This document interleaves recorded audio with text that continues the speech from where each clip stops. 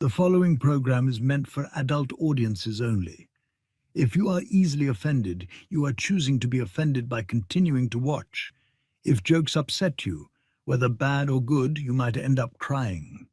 Being a bitch in life is difficult, I imagine, but you must find a way to continue. For all the haters and lurkers, hope you enjoy the show. For the bigot army, enjoy the show. Don't be a pussy. そうだ。テレビつけてもいいぞ。冒険アニメ。よりによって。サイレンサー付きの拳銃だと。ワクワク。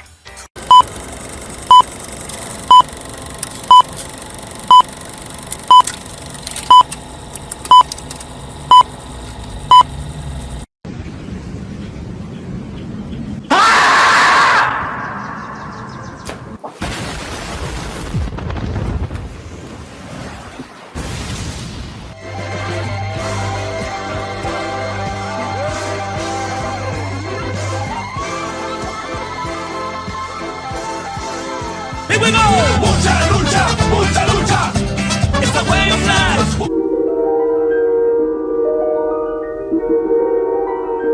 There is a fifth dimension, beyond that which is known to man. It is a dimension as vast as space and as timeless as infinity. It is the middle ground between light and shadow, between science and superstition, and it lies between the pit of man's fears and the summit of his knowledge. This is the dimension of imagination. It is an area which we call the Grifter Zone. Good moo! Oh, you found your moo! My crew is big and it keeps getting bigger. That's 'cause Jesus Christ is. Man, I want to get drunk in a hotel room with you. That might be taken Crazy. out of context. Gay, gay, gay. Oh. No.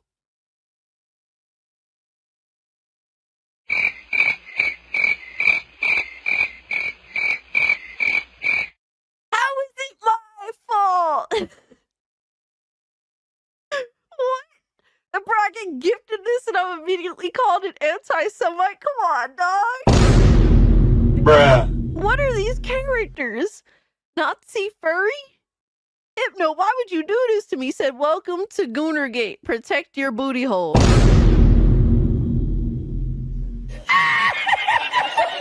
What's up, nerds? It's Alyssa Mercante, Kotaku senior editor, and nobody even wants you here.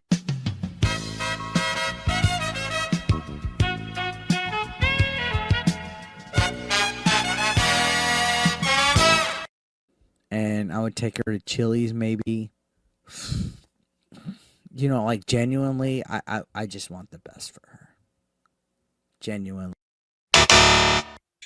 Listen, if it was consensual and you didn't hate the Jews, I'd fuck the shit out of you. I would. What did he say? People are gonna clip that. You know that I don't.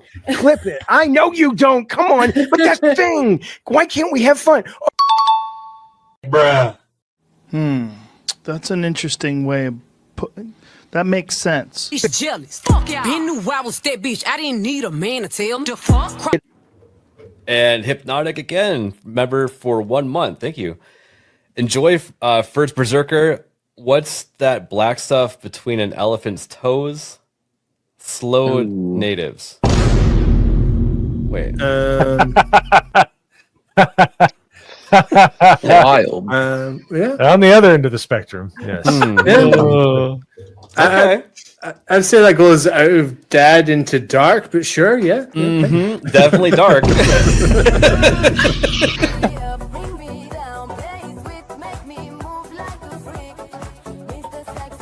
Somebody replies and it says, "This is embarrassing." And he says, "Not as embarrassing as your take on trans kids. It was not researched. It was cruel and it had no basis in facts. So forgive me if I don't take all your takes that seriously." Who's this person? Bruh. Look at the fucking thumbnail. God of Cock Meltdown. Oh my God, look at this. Oh man. Yeah, sure. Trans kids, for sure, man.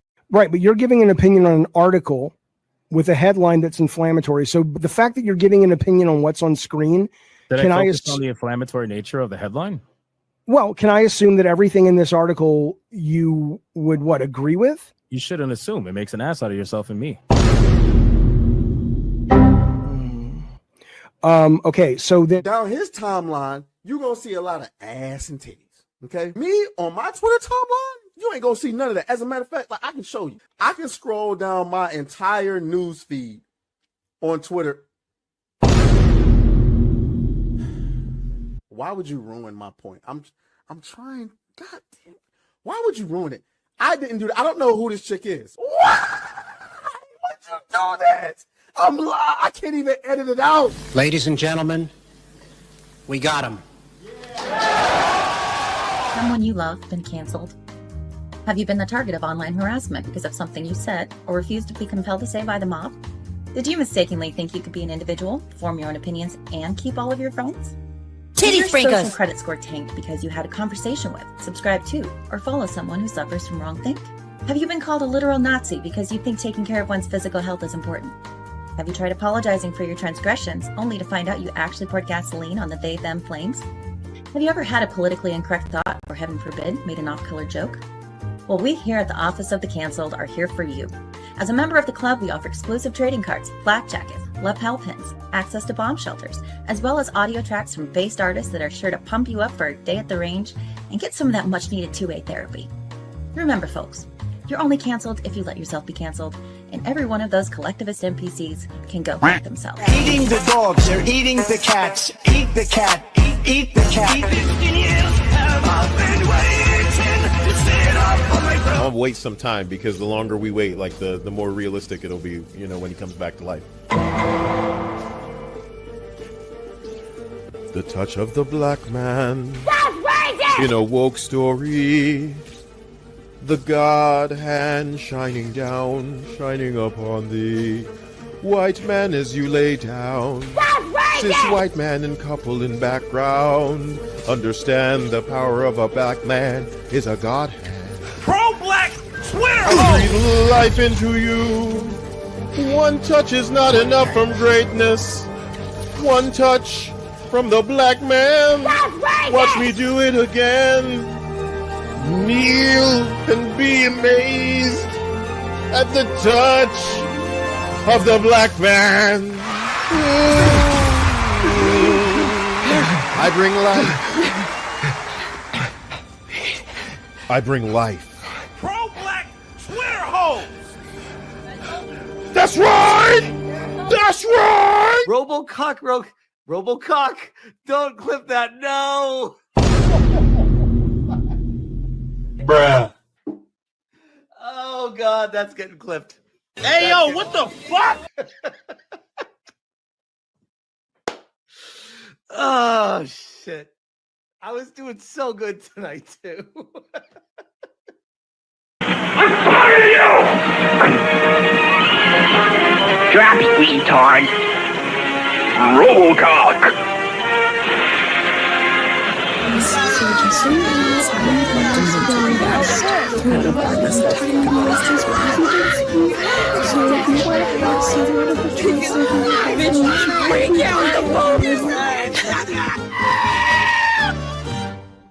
With a dick in her ass. Like, Are you?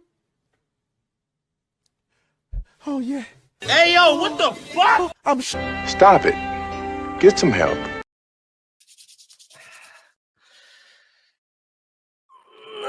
Stop it. Get some help.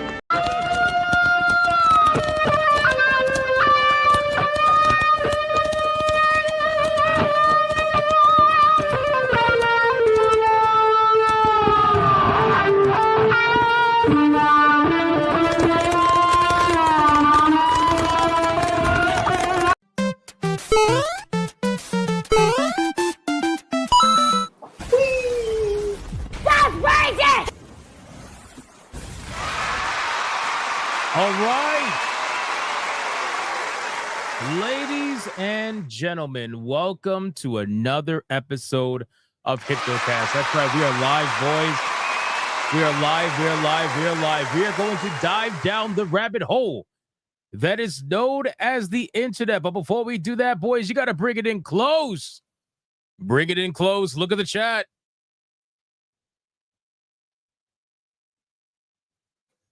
Not bad, not bad. We survived the first one with no gayness. Look at the chat.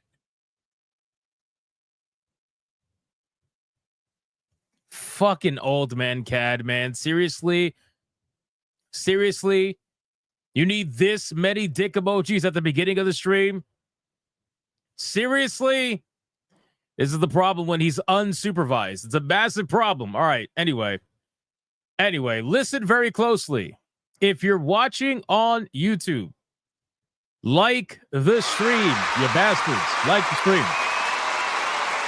If you're watching on Rumble, like the stream. If you're watching on Twitter, like the post. And if you're watching anywhere else, you will be the next one to supervise Old Man CAD while he does this to you.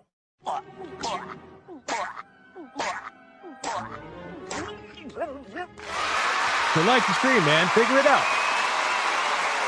Figure it out, man. Figure it out. Can I get a mic check, please? Mic check, titty check, balls check. What are we checking today? What are we checking today, ladies and gentlemen? Let's get the checks everywhere, man.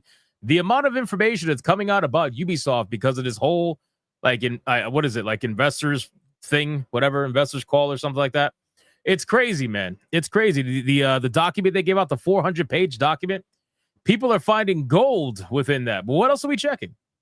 What else are we checking? BB check? Man, let's not talk about that, man.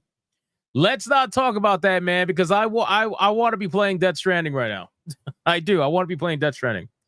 What else are we checking? Hypnocast game from Ubisoft check? Wow. Superman was mid check. Okay. And Mr. Rouge check. Oh my God, I see him. He's going crazy. Oh my God. The man, oh my God, what's happening? Holy fuck, we hit tier 2 before we even got into the pre-stream lunches.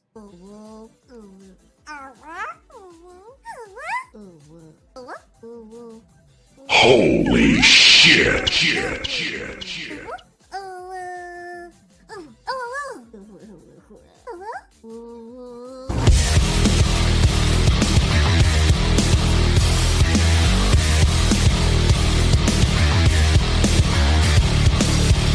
Oh my God, dude.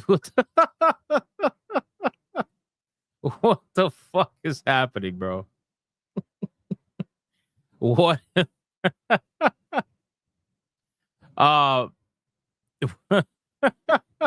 What were we doing now? We were checking things? Sure. Sonia's dropping titties in the chat. Sonia's got big knockers check. Of course, Yamato would say that. Oh, man. The Rumble Revolution is inevitable check. Very nice. Very nice, Dorman Psych. Very nice. What else we got? Who else we checking? Holy shit check? I agree. MasterCard, Visa Gamers, Artists United Against Credit Card Payment Processors. Check. Very nice. What else? Titty Sprinkles check? Okay. Only he, she, corn check? The fuck? Banana Juju is thick check? Ubi's foreclosed accounts check. That's pretty accurate.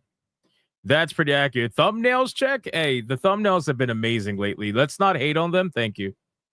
Sonia says she's not counting tonight. Check. There you go. All right, guys, listen, our ESG scores are at their maximum. We are fully funded. Like the stream, man. Like the stream. Jesus. My God, dude. Let's do the Bigot Army roll call. Let's see who is in his chat right now. Aside from former Kotaku urinalists, Black Samurais that unfortunately did exist at one point but no longer do, and people like Mr. Rouge dropping insane memberships on the chat, boys. Make sure you have gifted memberships enabled. I don't want you to miss them. This man just dropped mega bombs. We're going to go over it in a second. We got Sargon Naris. What's up, man? Titties and ass check? That is a weird drawn ass. That is like an arrow ass. That's like a flat ass. Whose ass looks like that? Oh, you know what?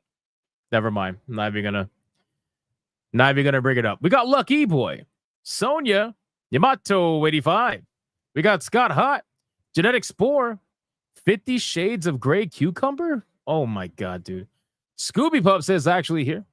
Gamers Haunt, Jay Sims, Holy Aaron, Lunar Corgimon, Monkey Man 04. We got Jesse Wood. This is the happiest you've seen me, bro. What? Bro, I've been way happier than this, my guy. If this is the happiest you've seen me, you haven't been watching my content very much. I've been pretty fucking happy for a lot of the time. We got Jonathan, Triple J Jr., sorry. We got the Madman Mars. We got Mr. Melancholy. We got Toxin. Daddy's home, he says. St. Hugo. What's up, St. Hugo? We got Old Radio Chip. We got Hamster John. We got Marius. We got Taffy. We got the Gaming Wolf 87. We got Ali Kusanagi. We got Gamers Hunt. We got Warbed 55. What's up, dude? We got Gamer Nurse Gale. How you doing? We got Raziel. What's up, Raziel? We got Hammer Biotech. Ron DFK. We got Jeremiah Maxwell. Barry Stroud. Coffee for All. Just a Tip. Dylan B. Barry Dixon Butts. Claude. Romanizer 24. Sleeping Nova. T-Jab Steve. Dev Cracker Gaming. Backbone. EJ8. What's up, man? We got the True Aztec Warrior. Will of the Fans. We got who else? XL Tomahawk. We got Felsteph. Crash Collins. Mitsa-chan. What's up? Frenchie07 was on vacation for a week. What did I miss? You missed a lot. Mr. Rouge is in the chat. He said gifted only 146 of the maximum 150. Only 146, he says. The Voice in the Water. Old Man Cad. All right, guys, 4 more people and that's it. Like the stream, 4 more people, and then we got to get into the content. We got a lot that we got to talk about, man. 4 more people. Let's see. We got Neon Earths. What's up, man? We got Henna 6. What's up? We got who else is here? Let me scroll down. Show what you see. Nice. We got VTech. We got Demon Carol. We got Release the McCracken. We got the legend himself, King Demon Wing. What's up, man? We got Dark Sisaloco. We got, let's see, Frag Monkey. What's up, Frag Monkey? How you doing? We got Lionheart Cowboy. We got, let me scroll down, Mike Lee, the Prude Whisperer. Beautiful Zexel. We got Scott Hot. We got, who else is here? Try My Sweet Salty Bowls. Yes, they did. They definitely did. They banged unbelievably hard. So much so that the entire hotel heard it. We got Review Big Cheese. What's up, man? We got Kronar. And last but not least, we got Son of Mr. Vengeance. And RK Smithers. What's up, man? And we got Ron DFK. John Johnny over on Rumble. And Mr. Ford Addict. Who wants a facial? Wow, that's really interesting. Very, very nice. And Piranha Pal. And Debbie Boss. All right, guys, listen. I called out as many people as I possibly could. It is now time to sacrifice your fellow Bigot Army member, and let's see who is going to get the massive money shot today. Who is going to get that money shot? Let's go. Mr. Melancholy says to go down with booty hole protected to make sure it's extra creamy with no lotion, no oil, no Ugandan gay, no Destiny ×5 with the double wide surprise. 1, 2, 3, 4, 5.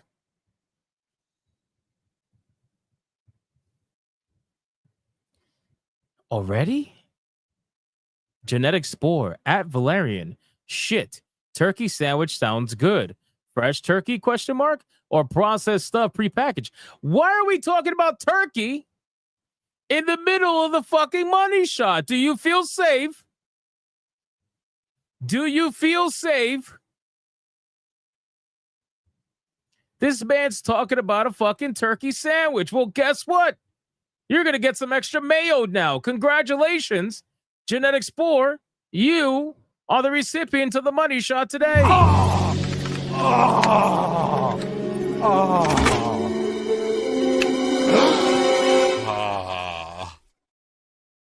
What the? Like the stream, man. Can you imagine the fucking ego and the hubris on these people over on Rumble to be talking about a turkey sandwich in the middle of a fucking money shot? Like, protect yourselves. It's insane. It's absolutely insane. All right, guys, listen, we got a lot we got to talk about today. All right. A lot we got to talk about. We got some funny clips to look at. A lot of funny clips, actually. Got some Netflix news, Square Enix news. We got some Ready or Not news. We got some numbers that we can follow up on when it comes to Ready or Not. I find it very interesting how the game is performing on console. I'm very curious. I want to talk about it. We're also going to talk about Ubisoft, because of course we are. We're going to talk about Ubisoft a couple of times. We're going to talk about first their response to Stop Killing Games, which not exactly the greatest. We're also going to talk about the absolute cope that they are having when it comes to Assassin's Creed Shadows, where they're trying to convince everybody this game is a massive success. It's a massive hit. And they're even trying to convince everybody that the budget of the game was only $100 million. Yes, Assassin's Creed Shadows. They took many years to develop. They got delayed as well, by the way. That they spent $20 million delaying, actually 20 million euro, delaying the game just for a few months. And they're trying to convince you that they spent only $100 million within 5 years or 4 years, whatever it was, 4.5 years. So you spent $20 million in 6 months, but you only spent $4.5 million in 5 years or whatever it was. This is kind of weird. Kind of weird. Or 70 some odd million. No, I'm sorry, I'm not 4.5 million. What am I talking about? 70 some odd million. Almost 80 million. So you spent 80 million in 5 years, but 20 million in like 6 months. It's a little bit strange. So we're going to talk about that. We're also going to talk about Savvy got some interesting posts that I want to go over regarding some people that are not only shilling for Collective Shout, but have also been discovered to essentially be anti-LGBTQ, basically anti-everything. These people hate everything that, you know, that the certain leftists hate, but then the same leftists that are cheering them on, apparently these women are getting exposed for hating LGBTQ, for hating all the stuff that they like. So it's like, why are you cheering them on when they hate your shit too? It's only a matter of time before they come after you. So we're going to check that out, ladies and gentlemen. But before we do that, we got a lot we got to go. There's more. But before we do that, we got to go over the #1 segment on YouTube. We got to go over the #1 segment on Rumble. We got to go over the #1 segment in this entire galaxy that people are still hate watching the stream to count every single dollar that comes in. They're in here right now. If they're legitimately in here right now, they're not saying anything, which is a little extra creepy, but they're in here right now. They're in here every day. Isn't that weird? Isn't that weird? While we sit here, we have fun every day. We shoot the shit. We talk. We discuss video games and whatnot. Don't you think it's a little bit weird that this is like 10 people that are in here just seething? They're sitting down in their computer chair or on their phone and they're just seething? Don't you think that's weird? I think that's a little weird. But you know what? That's fine, because this song is for them. It is known none other than the pre-stream legend. Money, print money, cash, money, wealth, capitalism, raise a bunch of money, more money, heaps and heaps of money, print money, cash, money, wealth, capitalism, raise a bunch of money, super chat money. As salty as the sea, calling us no-code names. SJW screaming, but it's money they blame. Burning with envy, they're falling flat. They can't handle the sound of a super chat. All right. We got ourselves the pre-stream legends, ladies and gentlemen, starting us off, which, by the way, it was kind of funny. So Adair Soto started off the stream with a 5 membership banger right at the My start. hands are shaking, but I'm still shooting. I'm still getting the headshots. It's like boom, headshot, boom, headshot, boom, headshot. Shout out to Adair Soto for doing that. And then he followed it up with 1 membership right after that. So Adair Soto has become the king of starting the membership trains again. Thank you so much, man. And then Mr. Rouge said in the chat, he said, we're going to go tit for tat. Like, literally, that's what he said. He said, I'm going to give 5, and I'm going to give 1 as My well. hands are shaking, but I'm still shooting. I'm still getting the headshots. It's like boom, headshot, boom, headshot, boom, headshot. So shout out to these two guys for doing absolute badass work and starting us off very strong with the amazing memberships. I appreciate that. And then Mr. Melancholy with it too. Eve and Ubisoft are the something shit kings. I can't even see what that emoji is. What's that emoji? What is that emoji? I have no idea. Something shit kings. Dog shit? Is that a dog? Dog shit kings? Probably. We got Ali Kusanagi dropping a membership. Oh, bullshit. That's a bull? That's a bull? I can't tell. It's very small on my screen. It's bullshit kings? Man, just say bullshit. Oh, well, it's YouTube. Yeah, you can't do that in a super chat. That's fair. That's fair. All right, so they're bullshit kings. Yes, they are. I agree. Ali Kusanagi dropping a membership. Thank you so much, sir. I appreciate that.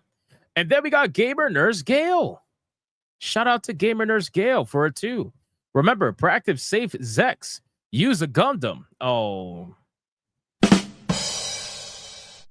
So let me get this straight. You guys corrupted Gamer Nurse Gale now? Seriously? You corrupted Gamer Nurse Gale?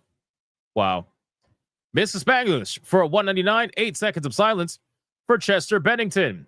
Well, I mean, on YouTube, in a live stream, I can't afford to do 8 seconds of silence because people with ADD will leave the stream because if they don't get their consistent every 2 seconds of entertainment.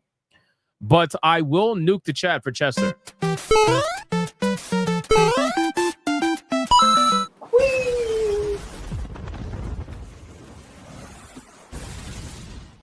Shout out to Mr. Spanglish. Thank you so much, man. I appreciate that. And then we got 16-bit dude for 1 month has been playing Stellar Blade. Nice. You know who would be great at dodging in Stellar Blade? The CEO of Ubisoft. But only if you renamed an AT bus to accountability.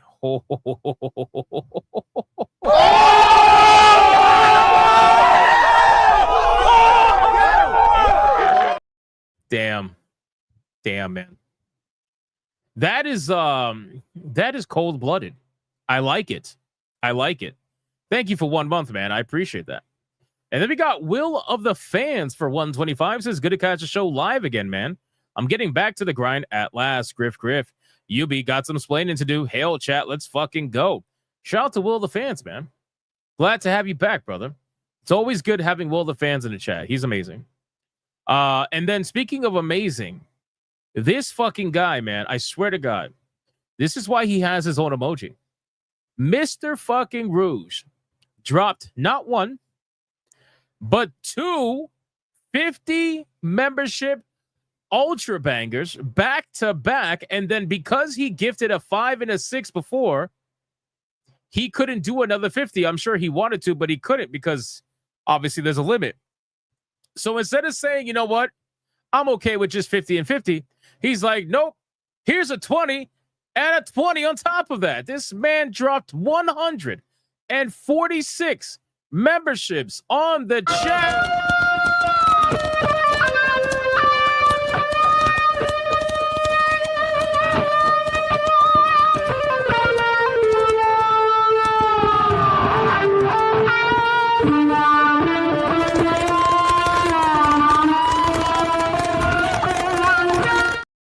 Did you hear that, haters that are in the chat right now, counting every single dollar that their, other streamers make for some reason?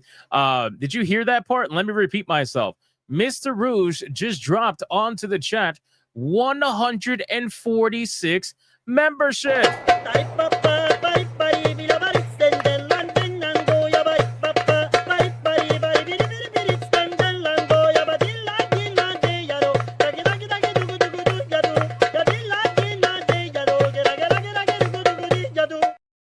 Yes, you heard that right. You're not going crazy. You're not going insane. That was 146 memberships.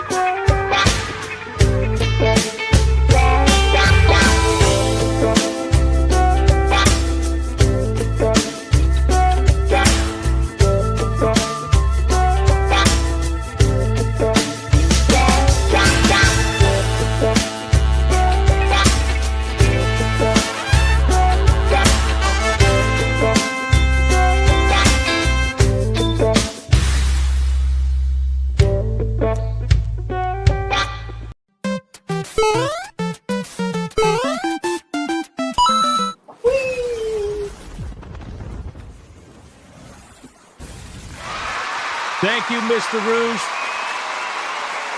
As always, for the insane membership drop. The chat appreciates you.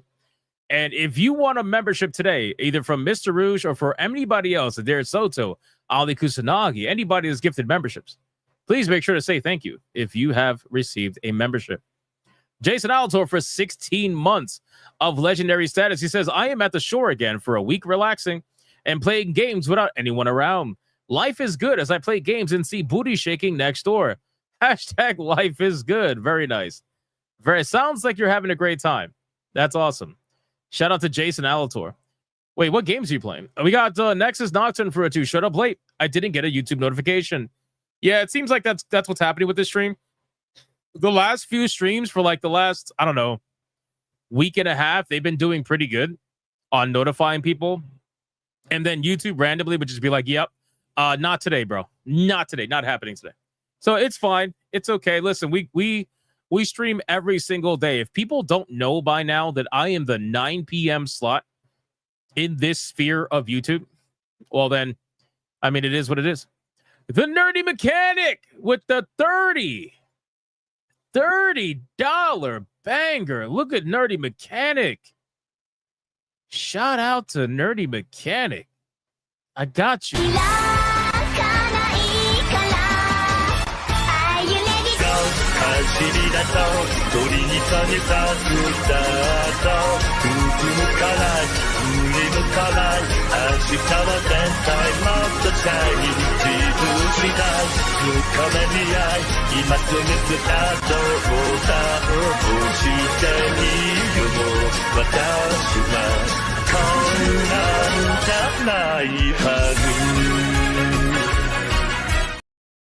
Shout out to the Nerdy Mechanic. Thank you so much. I appreciate it. I appreciate it very much. Thank you. Thank you. Thank you. Let's see. Where are we at? Thank you again, Nerdy Mechanic. We got beautiful Zexel with a 5. I saw a picture of Smash JT with his kids. And all I'm going to say is it's definitely his kids. And he didn't marry a hoe. What the fuck? Was there ever a question? God damn. Oh my God. Beautiful Zexels is legendary. Adair Soto gifting 1 hypnotic membership. Shout out to Adair Soto. Thank you so much. I appreciate that. And then last but not least on YouTube, we got Flip Shazam with a 2. Mr. Rouge spending that freed up USAID money. Is that what it is? Wait, at least the USAID money is going to somewhere that's actually beneficial. Because usually they just waste that shit. Shout out to Mr. Rouge then, if that's the case. And thank you, Flip Shazam, for the 2. I appreciate that, man. Thank you. All right, let's go with the Rumble. Rumble, you awake? Is Rumble awake? I messaged them and they said they were awake. Some of them said they were asleep. I don't know. We'll see. Crash Collins for $1 says, count this, you fucks. It's counted. Deadeye's Lock with $1. What do activists and 304s have in common besides their stupidity and hypocrisy matching? The both can't define their own gender that a second grader could easily do. It's pretty accurate. It's sad that that's even accurate. Crash Collins for $1 says, and again. Very nice. And then last but not least on Rumble, we got Anti-Federalist Pain gifting 5 Hypnotic memberships like a fucking My legend. hands are shaking, but I'm still shooting. And I'm still getting the headshots. It's like boom, headshot, boom, headshot, boom, headshot. Shout out to Anti-Federalist Pain. Thank you so much. I appreciate that. He also threw in $1. He says, today I ran over a Tasmanian devil in Death Stranding. So I decided to console myself by witching out all-out war on BTs. 32 BTs with nothing but grenades and a boomerang. I love Death Stranding 2. That sounds fun. I mean, I like stealth assassinated 15 BTs or something like that in one shot today. That was pretty fun. It was also pretty tense, but it was fun. It was fun. So shout out to Anti-Federalist Pain. Thank you so much for that. I appreciate it. And we are fully not called up because we got Nico with a COP 10,000. CLP 10,000, which is Chilean pesos. I had to look that up. Nico, thank you so much for the COP 10,000. My hands are shaking, but I'm still shooting. And I'm still getting the headshots. It's like boom, headshot, boom, headshot, boom, headshot. Thank you so much. I appreciate you. Okay, now we are fully caught up everywhere. Thank you guys so much for the insane support. We're going to get into the content. As we have almost 500 of you watching between Rumble and YouTube, just to remind you, if you're watching on YouTube, if you could spam that reaction button that's on the bottom right of the chat screen. I know it's annoying. I know it's very gay, but YouTube likes that shit for some reason. I don't know why. It helps out a lot, and it helps promote the stream. So do what you can, and we'll forget the rest. Okay, boys. And also, by the way, tonight's Waifu Battle, we're bringing back a legendary waifu, so, you know, I'd probably stick around for that if I were you. First things first, we got some funny videos we need to go over, one of which comes from My Nerdy Home. My Nerdy Home posted this the other day, and I saw it, and I immediately wanted to just grab my cringe suit and, you know, I can't even say the word. I can't even say the word that I want to talk about on YouTube. Pedro has played a father in so many different texts, a found father figure. But do you think it's safe to say that Reed is the first capital D daddy in the MCU? Her face is exactly how I felt when I heard that question. In case you guys didn't hear that, I just want you guys to understand, this is hard-hitting journalism, okay? This is hard-hitting journalism. They're asking the important questions, right? Let's hear that again. It is the first capital D daddy in the MCU. This is how you hype up a movie, boys. This is how you hype up a movie. This is how you get people wanting to go see the Fantastic Four. It's already clear that a ton of people want to go see this, right? Well, this is how you make sure that a ton of people want to go. Look at this. Look at this face. I should have screenshotted this face and posted it right under My Nerdy Home's. Actually, I'm going to do that. Hold on. This is hilarious. Give me a second.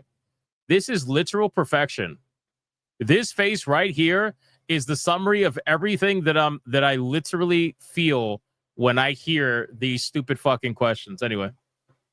Are there no other fathers in the? Oh, I mean, daddy. Oh, Yeah, daddy. different to father. Daddy. Capital no. D. I would. Okay, no.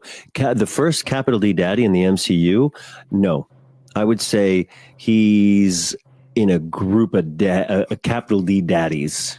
There are Bro, she looks so uncomfortable. Look at this. Look at the way she looks at the fucking camera, bro. Oh my god. There are a lot of daddies in the MCU, if you're asking my opinion. Tony Stark's pretty daddy. Tony Stark is. Why is every single journalist gay? Why is every single actor fake gay? She looks unbelievably disgusted that this fucking creature is even asking this question. This guy is up here sitting here and fantasizing about fucking Pedro Pascal or the other way around, about being railed by Pedro Pascal. It's one of the two, but that's what's going on here. There is no testosterone in this room whatsoever amongst all three of them. Daddy. Chris Evans, pretty daddy. Yeah. Yeah, you're right. There's actually it's a daddy party. It's a daddy fest. Yeah. Notice how she only mentions Chris Hemsworth.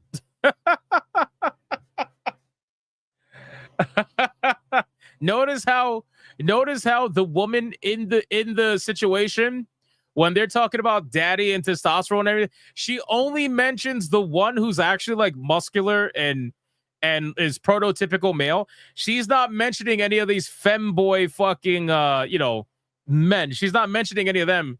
She's not mentioning any bitch men. She's like, yeah, Chris Hemsworth. You're lucky to stick out in the daddy fest. Oh, they're nice to you. I have to. I'll use my stretching powers to stick out of it.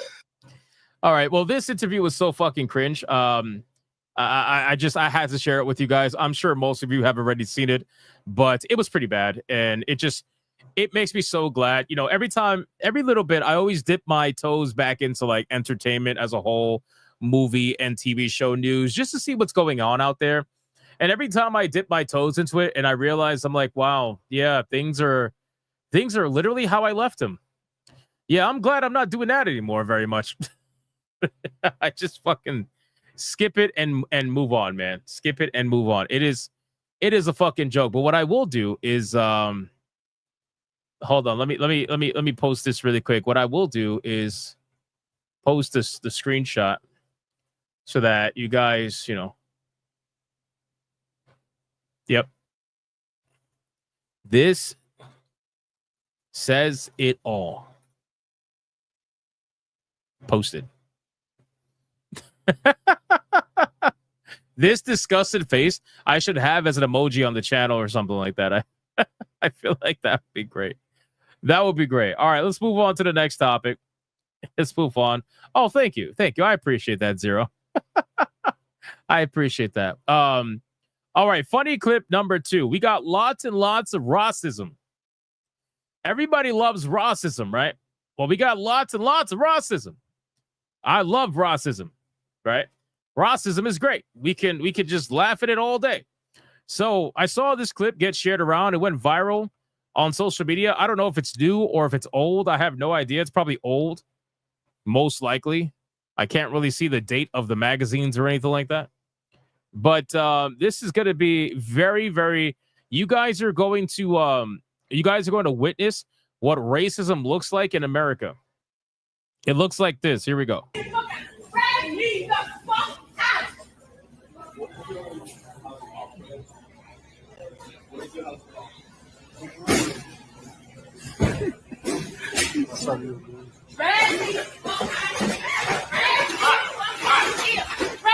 Oh, shit. Hold on. Wait a second. Oh, my God. It's a miracle. It's a miracle. She's healed. She can walk. It's a miracle. She don't need this no more. Holy shit. She was healed by the power of racism. It's amazing. She's healed.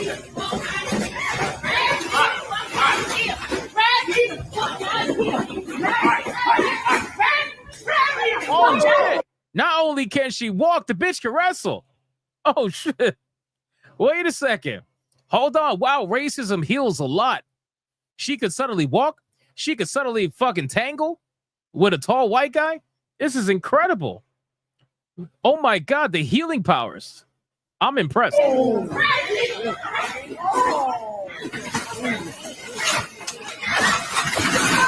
Oh, damn. Okay, I'm gonna talk about the elephant in the room, and no, I'm not talking about the one that's on the floor. I'm gonna talk about the elephant in the room, and I'm just gonna simply say that I am very thankful, and I'm sure he's very thankful that when they both fell down, she was the one that went to the floor first. Because my God, if she fell on top of him, hoo-wee, that would be bad. Yes,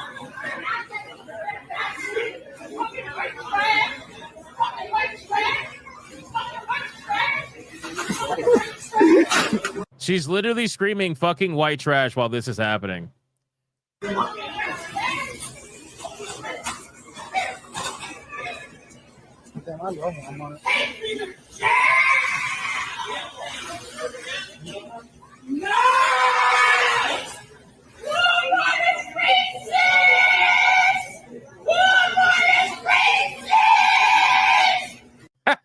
Everybody's laughing. Oh my God, dude. Walmart is racist. That's incredible. That's incredible. Listen, I know it's probably an old video, but this shit is hilarious, bro. Like I said, I saw this going viral on social media. I'm like, again, and I'm like, bro, this is hilarious. I gotta watch it. Chances are this probably that's a hell of a shot. This probably happened during 2020, most likely.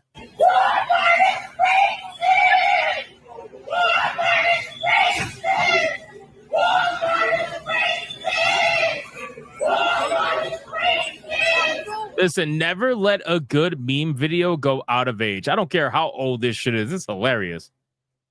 This is fucking hilarious. Anyway, I thought I would share this because I saw it on Twitter and I thought it was hilarious. All right, let's move on. Next topic. So we got some stories. Obviously, you guys know that the Coldplay Kiss Cam drama, right? Everybody knows the Coldplay Kiss Cam drama. Well, apparently, it has already been turned into a video game. I shit you not. Coldplay Kiss Cam scandal has already been turned into a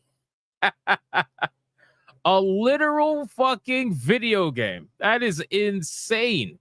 Folks are never slow on the uptake these days. From the moment the Coldplay Kiss Cam scandal hit the front pages of social feeds worldwide, it was being replicated by brands and creators everywhere. Now things have gone one step further, with the viral clip being turned into a small video game. This is crazy. During a recent, well, I already know the event. Let's talk about the game. So this person says, I vibe coded a little game called Coldplay Canoodlers. You're the camera operator, and you have to find the CEO and HR lady canoodling. 10 points every time you find them. This is crazy, bro. Hold on, let me click this. Is this video still up? No, it's not even up. It's not even up. How much you want to bet this shit got taken down? The feminists were probably like, no, you can't do that because it makes women look like cheaters. You can't do that. We can only make him look bad. Right now, the headlines are focusing on him, and they're ignoring her. You cannot involve her. Please don't do that. They probably took that shit down. So, yeah, this is pretty funny. I thought it was pretty hilarious. Next one. We're going to go to the next topic. This one's a little bit more of a serious thing. Yeah, meme games are awesome.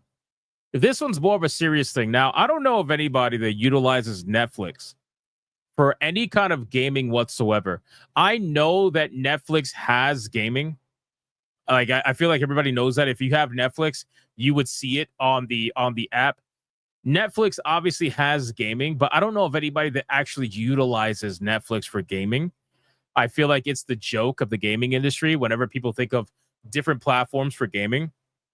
And sure, maybe in the future it might not be like that, but as of right now, it's a massive joke. Well, apparently, Netflix is going to be doubling down on its gaming investment. They're not going to be giving it up at all, and they've confirmed that it's going to ramp it up in its investment in gaming following the positive effects, supposedly. Netflix gaming segment has been growing slowly but steadily over the years. And also keep in mind, guys, they just recently hired the person. I forgot her name. I really don't remember, but she was the director of Avowed. And they hired her for Netflix gaming after Avowed flopped. So she currently works at Netflix gaming right now, making like, I don't know, $400,000 to $500,000 a year to go work for a completely fucking dying branch of Netflix. But Netflix gaming segment has supposedly been growing slowly and steadily over the years. I don't see how. We have seen the OTT giant invest in AI technology to build games and has nearly 80 games in development as of last year. Most recently, the company announced that WWE 2K will be part of Netflix games from fall of 2025. It says that spotted by GameSpot during their latest earnings call, Netflix co-CEO, president, and director Gregory K. Peters was asked about the near-term monetization opportunities within gaming, and Peters explained that they took a look at near-term monetization opportunities in gaming, similar to how they assess other new content categories.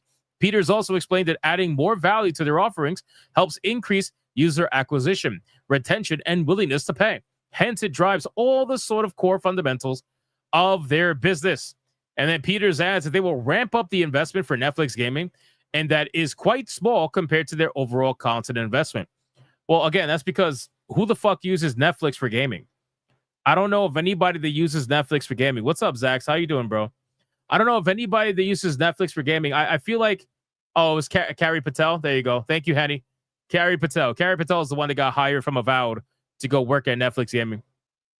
I feel like the only thing they could do is perhaps try to become another Game Pass. That's the only thing that I could see them doing. But in order to become Game Pass, you have to be able to put certain released games day one. Like, that's the whole premise of Game Pass. You have to be able to put certain release games day one on your service. And the simple fact is Xbox is not going to give their games to you to put day one on their service unless it's, something that they get retail money for. That's why they put sometimes PC games for sale, right? They'll put it on PC for retail sale, and they'll put it on Xbox for retail and Game Pass. But I don't see them giving it to Netflix. Otherwise, they might as well just give it to other services too. And at that point, what the fuck would be the point of, what would be the point of Game Pass? So I don't see how they could really become anything that'll be relevant. Smash uses Netflix, probably does. I don't see how they could do anything that would become relevant, to be honest with you. There's nothing that would interest me from Netflix right now. They would have to come up with something super crazy. And even then, me personally, I'm not interested, but maybe other people would be. I don't know. We'll see. But as of right now, yeah, I thought it was pretty funny. Apparently, though, the co-CEO also highlighted the progress they have made with their gaming segment. Netflix has supposedly seen good progress on licensed games, including those like GTA, as well as games that they have developed, such as Squid Game, Unleash. Therefore, players can expect to see more games in both categories, along with brand new interactive experiences. I didn't even realize GTA was on Netflix. Did anybody know that? Did anybody know that GTA was on Netflix? I had no idea. That's insane. Anyway, let's move on. Let's move on. So we got a funny story here that I wanted to share from Square Enix. It says former Square Enix boss calls Roblox Grow a Garden somewhat evil. Now, this particular headline caught my interest because I just found it hilarious. I'm like, wait, Square Enix calling Roblox evil? What are we talking about? Are we talking about like all the targeting of kids over there? Are we talking about how, certain journalists like to interview kids because they can't get adults to speak the way they want them to speak? So they go to interview kids in order to convince them that they're totally activists? Is that what we're talking about? Is that what's evil? Well, no, apparently it has to do with monetization. Former Square Enix CEO recently shared his thoughts on the popular Roblox game, Grow a Garden, describing it as somewhat evil. Roblox Grow a Garden is one of the largest games available today, surpassing concurrent records held by all games on Steam. Towards the end of last month, Grow a Garden reached a peak of a whopping 21.3 million players. That is fucking disgusting, by the way. That is honestly fucking disgusting. 21.3 million players? Are you serious right now? And it doesn't seem to be slowing down. We have now received some comments from the former Square Enix boss. As spotted by Games Radar, former Square Enix boss Jacob Novak recently appeared for an interview on the Game Business channel. During the interview, they touched a lot of topics, including the ex-Square Enix's boss's views on the viral Roblox title. As mentioned earlier, Novak described the game as somewhat evil, and he had some points to share on why he thinks so. He first discussed in how games like Roblox you could set a price point. However, the evil part is relevant to how the monetization has been implemented. The ex-Square Enix boss stated that he played Grow a Garden for several hours, and during that time, there were several times he was asked to pay to make his progress faster, including helping with growing certain plants and also stealing from other players. I mean, to be honest with you, like, this is... Don't you guys do this too? Doesn't Square Enix do this with some of their games too? I mean, I don't like, have they never released a free-to-play game? I distinctly remember there being free-to-play games for mobile from Square Enix that I would almost guarantee has very interesting monetization strategies. Let's just leave it at that. Yes, I agree. It is an insane number of players. 21 million is insane.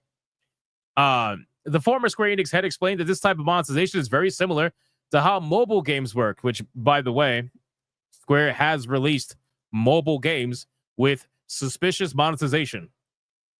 They've made gacha games before. Again, the hypocrisy is astounding. Novak adds that it's very close to pushing it towards the edge, and the edge is not very dissimilar from gambling. Again, this is coming from a company that has made gacha games. They've made, I believe, like 2 or 3 gacha games. So what exactly are we doing here? Why are you talking down about Roblox and their monetization when you've made 2 or 3 gacha games?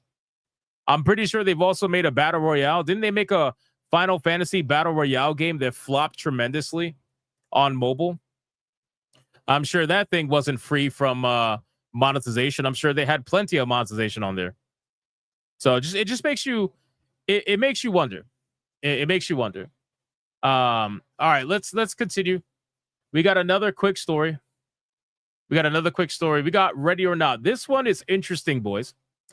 So if you guys remember the drama with Ready or Not, okay, Ready or Not is a video game that was experiencing censorship by the developers that made the game. And the reason why they were censoring the game is because they wanted to release the game on console. And they felt like the way that the game was on PC was not going to fly on console. They tried to claim that it was due to regulations from console digital retail stores, which, again, I don't believe that because there's some hardcore shit on console digital retail stores. Granted, not as hardcore as Steam. Steam was, anyway, a much more open platform. But they thought that they would have to censor the game to release it on console. So PC gamers threw up a very big hissy fit, right? And rightfully so, because they've been playing this game for years. They've been playing the game for years, and, you know, at this point, they were pissed at the thought of censorship. You know, even though the censorship was, you know, passed off as a light form of censorship, people were still pissed anyway.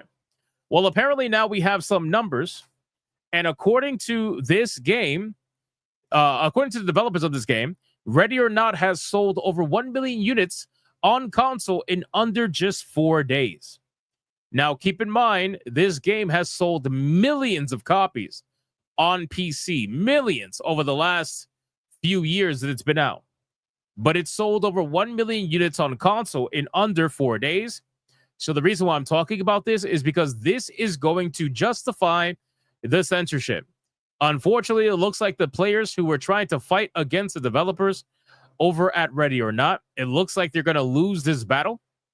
They're not going to win this battle. Now that they got their 1 million units on console, they're going to feel like they did so well that they're not going to stop. They're not going to reverse it. They're not going to make a separate version for PC. They're not going to do anything. They're going to absolutely continue to keep doing this. So let's see the numbers. Void Interactive CEO Julio Rodriguez has announced that Ready or Not has sold over 1 million units on console in under 4 days. The announcement came on Rodriguez's LinkedIn profile, where he revealed that the 1 million sales milestone was 10 times faster on console than it was on PC. Well, you know, I got to be honest with you. The sales might have been 10 times faster on console than it was PC, but I have a sneaking suspicion that it's probably going to die 10 times faster than it did on PC, right? Because with PC, you tend to have a longer fan base that's around for the long haul. With console, things tend to go a little bit more quicker in terms of a cycle. So, yeah, you might have sold 10 times faster in 4 days. Granted, you're only counting the first 4 days because your narrative sounds better like that. But I'm sure after those 4 days, chances are it's probably going to dwindle. But if you look at the numbers here, let me go to SteamDB and see what this game is doing. Because last I checked, it was doing pretty good. Still. Let's see. Go to charts. So the number has been increasing drastically. I don't know. Is there crossplay in this game? Does anybody know if the console version of Ready or Not has crossplay? Do they even say it? Ready or Not console release, which hit stores July 15th, has received generally positive reviews and saw its concurrent PC player count triple in size. On the achievement, Rodriguez said, "I'm incredibly proud of the team and what we've accomplished together. It's a huge moment and one we don't take for granted." Yeah, they're not going to take for granted, all right. They're not going to take for granted, all right. The team is already hard at work ironing out issues and continuously improving the experience. So, it's crossplay, according to the chat. Perfect. Thank you. So, the game is apparently crossplay. You can kind of tell that there's interest in that because if you look at the numbers, 38,136 was the concurrent highest for July of 2025. It still hasn't beat its all-time concurrent player count of 1.5 years ago at 55,174, but it definitely spiked. It was started to go down again, and then it spiked. So Who knows? Maybe in a few months, it'll probably go down to back to where it was here. But at this point, it looks like players have given up over at Ready or Not. They've sold, again, we already knew this, but they sold anywhere between 5 to 10 million copies on PC. And yet they're over here they're celebrating the 1 million copies on console. Because all this does is basically prove in their mind that their players anyway are going to be okay with censorship. That's the message that they're getting in their mind, that their players were basically full of crap and they're going to be okay with censorship. They're being rewarded for it, and that's it. Ready or Not is going to stay the way it is. So if anybody has an issue with this, unfortunately, there just wasn't enough people that were going to fight the censorship for the game. So it is what it is. All right, let's continue. If they're saying fuck you to PC players, perhaps PC players should return to favor. I mean, but the thing is, PC players had a chance to return to favor, and they did by rewarding them. So that's what I'm saying. That's what I'm saying. Like they're not going to change anything. Why would they? There's no reason to. You tripled your size. You tripled your size right now.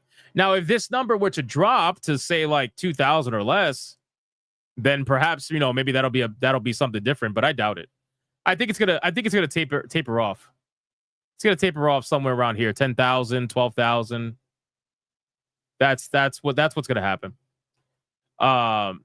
It's because of the free update that came out. Of course, the player spike. Okay, so we'll see what happens. But again, the free update came out, so players were okay with the censorship, so they could play the free update. Like it doesn't matter. Like that, just because it's a free update doesn't change the perception of the situation, right? So they put out a free update and everybody came running. When the game got censored and people were complaining about it like crazy every single day, the forums were exploding every single day. It's pretty obvious, like, people just don't give a fuck for this particular game, right? If there was other games have shown, like other player bases for other games have shown that they will fight certain things, right? Helldivers is a good example. When players were like, yep, we're not doing that, they ended up winning because they fought for what they wanted, right? But this particular game, the players, most of them who are playing this game, unfortunately, there's not enough fighting against it. So that's what it is. So Ready or Not is going to stay the way it is. That's it. That's my last coverage of that game. All right. I think we are done with all the fast topics, I want to say. Let me just make sure. Yes, we are done with all the fast topics. Perfect. We got the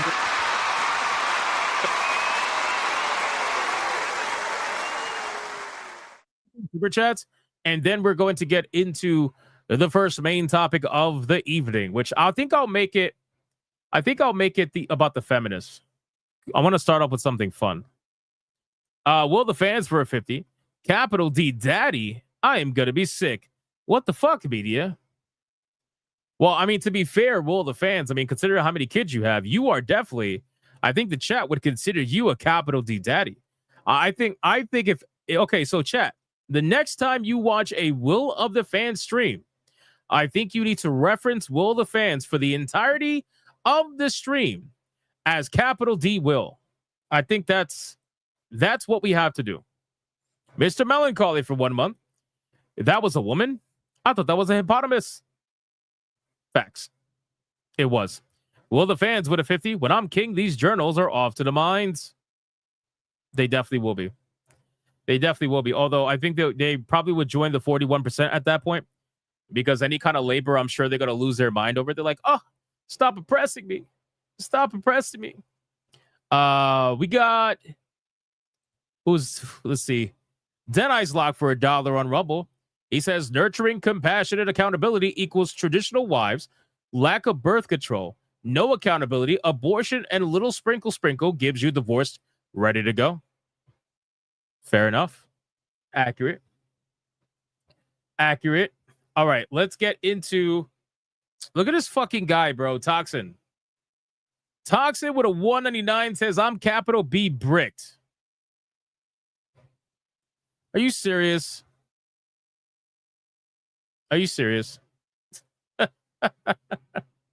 Yo, Toxin needs to repent. He needs to repent. All right, let's get into the first topic, boys. We're gonna talk about we're gonna talk about the feminists because man, this is definitely an interesting one. Let me tell you, this is an interesting one. Shout out to Madam Savvy, the absolute fucking legend, who just was going after like everybody.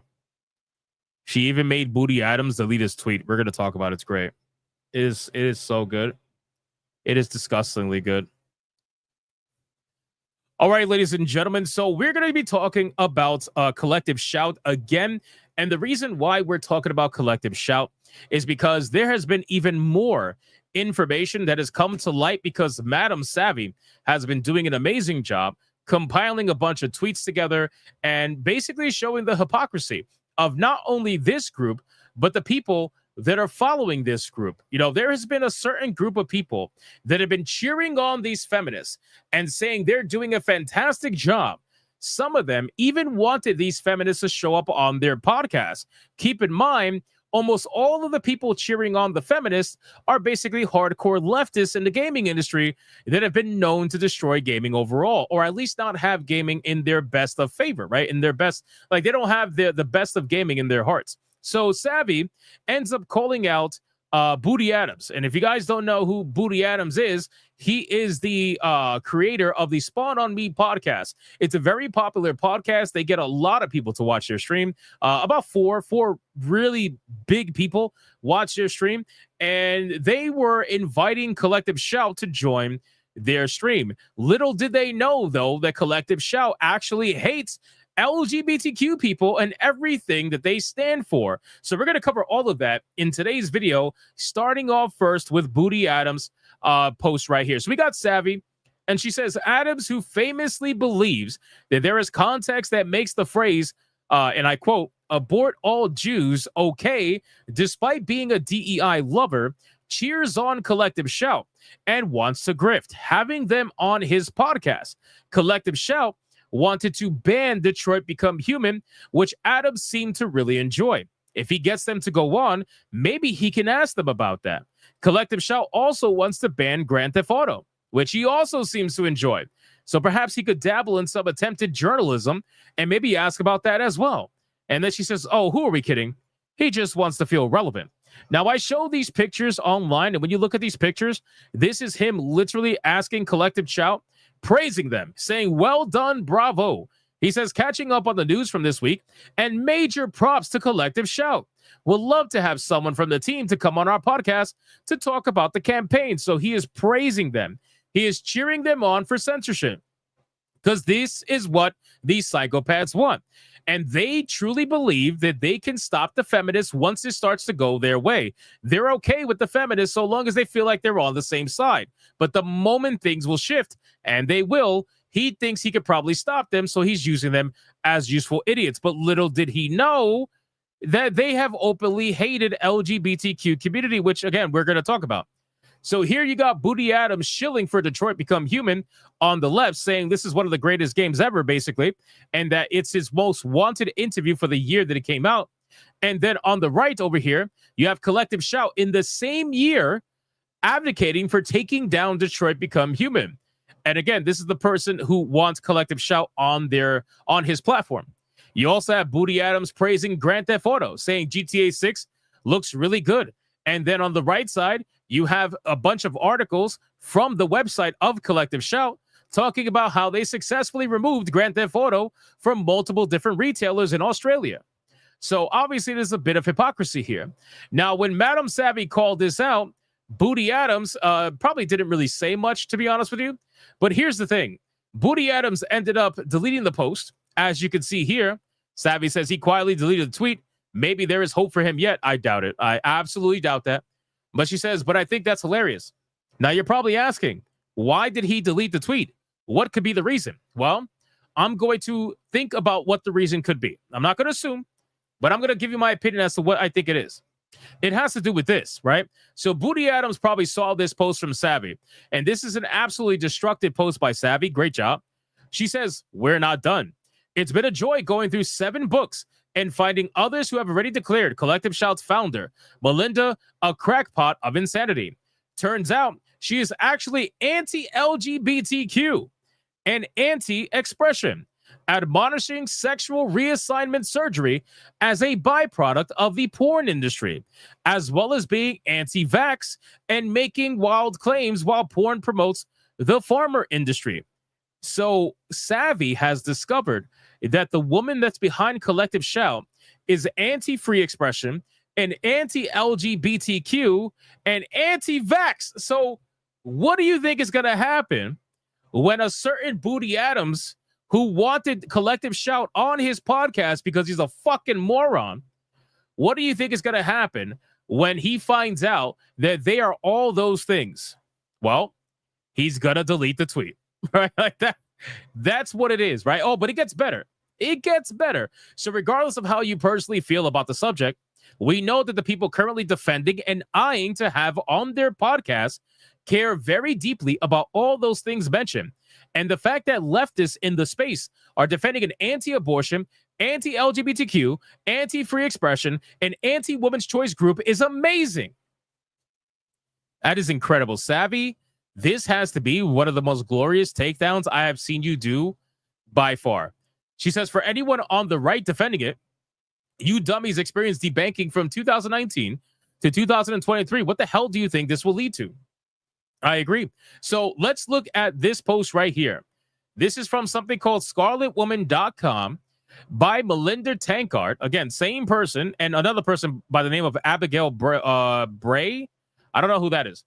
If you look here, you see a whole bunch of conversations and paragraphs of them talking about the porn industry. She says the following: however, the contributors and editors of Big Porn Inc., a tome that makes a splash since its release, thinks all porn is bad, okay? They don't take into account things like upbringing, socioeconomic background, and other factors such as peer groups, and the effect porn can have on consumers. When those aspects are relatively good, I don't think porn is a problem.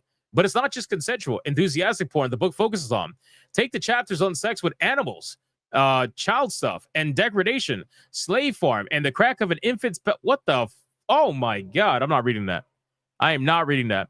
Anyway, bad stuff. We're just gonna say bad stuff. She says, I also found Big Porn Inc. to be anti-choice and anti-feminism. In Big Porn plus Big Pharma, where the pornography industry meets ideology of medicalization, asserts that female bodies are being modified all in the name of choice, and it is by right. The footnote to this sentence admonishes sexual reassignment procedures as a byproduct of the porn industry. This is not to mention its anti-vaccination sentiments. So this is them being exposed for being against basically all this stuff. Now, keep in mind, one more thing I have about these people that I think is absolutely hilarious is that they truly believe, and this is a screenshot that I have that's being shared around right now. It's hilarious. They truly believe that women, okay, women with big boobs, right, it's impossible. They think that women with big boobs are impossible. They think that the only way women can have big boobs is through surgery. That is the level of cope these feminists are having. This is why when we talk about it's envy, when we talk about these feminists are basically dusty and angry women that are out here with no dick, completely obsessed and angry that everybody else is having a great time. So they want to bring everybody else down with them because they are just dusty and angry. That's basically it. This is the article that we're going to have in question. Video games with porn-type heroines are harming children, apparently. Body image experts say. Do you notice how they constantly bring up kids? They constantly utilize kids as a weapon to try to get what they want, even if what they're talking about pretty much never involves kids. Don't you think that's hilarious? Let's figure this out. Heroines with impossibly big breasts. Because apparently Lara Croft, Cortana, like impossibly big breasts. Unreal bodies putting on sexual poses are harming a generation of Australian children, says women's advocates. Yeah, they're really women's advocates. They're such women's advocates that they believe that women with big boobs are not real. Which, by the way, obviously that's bullshit. Porn influenced heroines in video games with impossibly big breasts and unreal bodies are harming a generation of children. Even when women are depicted as kicking ass, they have to be hot doing it. Youth and women's advocate Melinda Tankard Rice said. So, same person. Attention is drawn to her sexual characteristics, with tight clothing emphasizing large, surgically enhanced boobs. Surgically enhanced boobs, ladies and gentlemen. So for all the women that are out there right now, either watching this video or are in the chat right now, just let it be known, if you have big breasts, they are not real.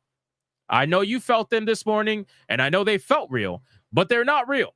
Attention is drawn to her sexual characteristics with tight clothing, emphasizing surgically enhanced boobs. It's almost assumed that boys wouldn't want to play games without sexy women in them. Here's the best part. According to Sydney, the psychologist, Sarah McMahon, director of Body Matters, these images set up impossible expectations. The women in these video games have impossibly big breasts. They are not athletic. Imagine trying to tell Lara Croft she's not athletic. You might have something with Cortana, considering what she is, but to tell Lara Croft she's not fucking athletic, I think you're insane. You're absolutely insane.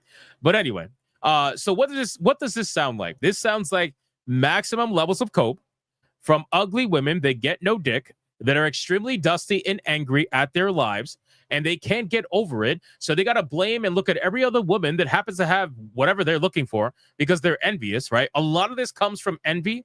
A lot of this comes from something lacking in their lives. They try to project and pretend as if they're so happy with their lives. They're so happy. They're the happiest they ever are, being single and 50 years old with no kids. They're happy. Trust me, bro. This is the people that do this. And this is why when you wonder and question, why are they going after these games? Why are they going after these, anime? Why are they going after manga? Why are they going after all this stuff? It's because this content has hot women in it. Sometimes this content has things that they will never have. And because they don't have it, you're not allowed to have it. And that is where the basis of a lot of this feminism fucking censorship comes from. It's a power play. It's also an envy play. If they don't have to see it, that means to them it doesn't exist, right? If they could go their entire lives without seeing a hot woman in front of them, then they would truly believe that they're beautiful, when the simple fact is they're not. And people that try to tell them they're ugly as fuck on the inside, especially on the outside. But if they try to remove people's speech and ban hot women from their viewership, then they can convince themselves that, well, everybody's just lying. That's really what it is. These are the strategies of ugly women trying to be on the same playing field as non-ugly women. It's not happening, no matter how much you try. So I thought all of this was very interesting, and I hope you guys enjoyed it. And if you did, consider leaving me a like on this video and leave me a comment down below. What do you think about this? First off, what do you think about Booty Adams deleting his tweet, inviting them onto the show? I feel like that's pretty fucking hilarious. I wonder what's going on through his mind when he found out that the women he was trying to simp for and advocate for, right? The women, all he saw was, oh, you're banning the chuds? I need to get you on my show right now, because he's a fucking idiot. He's an absolute goddamn moron. All he saw was the headline. Women taking down chud video games. I need to get them on my show right now. Not even realizing that he was about to get someone on his show that is anti everything that he stands for, except for the chuds. They can get together and hate the chuds, but that's basically it. So let me know what you think in the comments down below about not only Booty Adams, but the entire situation as a whole. And if you enjoyed this video, consider hitting that like button, comment for more, and I'll see you guys on the next one. All right, that is it. That is it. Unbelievable, ladies and gentlemen. What a fucking joke, man. What a joke. Okay. Let us catch up on Super Chats. Great take. Oh, thank you. Thank you, Smash. I appreciate that. Smash, did you get back home yet? What are you doing? What are you doing, Smash? Did you get back home? Look at Toxin. I love big boobas. Why am I not surprised, Toxin? Why am I not surprised? Toxin says, I love big boobas. Of course you do. You fly out tomorrow? Oh, God. It's you and Wizard got to smash one more time? Is that what it is? You got to smash one more time, get it done? I get it. I get it. Listen, if it's good, keep doing it, man. Have fun. Have fun. All right, where are we looking? Where are we looking? Where are we looking? We got, hold on. Demon Carol 402, that bitch makes me not want to be an Australian. Damn. That is that's sad, actually, on her part, not yours. Secret Final Boss for it too. I'm capital S, capital F, capital B, secret final boss. All right, that's really complicated. Very complicated. Kid Flash Nacho with a 2. NBS Bert and Ernie, LGBTQ mascot for SNH. They're lating gay. Why am I not surprised? Mr. Melancholy with a 2. These bitches are completely cocoa crackpots. I would say that's a factual statement. Demon Carol with a 5. Big boobs don't exist without surgery. Ask Hitomi Tanaka if hers are fake. Also, YouTube super chat censorship is dumb. With what words are not allowed? Yeah, it's all the time. That's just unfortunate. But Rumble will jump in right now and they'll be like, that's why you should come to Rumble. Flip Shazam with a 5. I don't need a hot chick in a video game, but I also don't need some wildebeest with Sergeant Slaughter jaw. Facts. Facts. That's the thing they don't understand. They're like, you just want hot women. I'm like, I just want someone who's actually interesting. And if she happens to be hot, great. But the last thing I want to see is a fucking Sasquatch on screen. Like, if I want to see a Sasquatch, I'll go play as a Sasquatch. I don't need to see that. We got Rumble. Let's check out Rumble really quick. Where we at? Got Dare Soto with $1. It's a shame, though, we lost this one, ready or not, of censorship, but no one will forget this. If they ever release a game, the numbers will go down. Gamers never forget. So I think that I don't think their numbers will go down with a second game. I think their numbers will be exactly where it's at because their player base has said that censorship is fine for the most part, right? There are some that obviously disagree, but the numbers prove that they're saying it's fine. If it was truly a problem, we would know it's a problem, right? We would all know it's a problem because you would see it. You would see it in the numbers. Fear the Haggis for $1. I just contacted Senator Malcolm Roberts, and they are going to look into the collective shout. I suggest any Australians in here do the same. The more people that do better will be Control Alt Resist. Shout out to you. I appreciate that. I'm not Australian, but all the Australians in the chat heard that just now.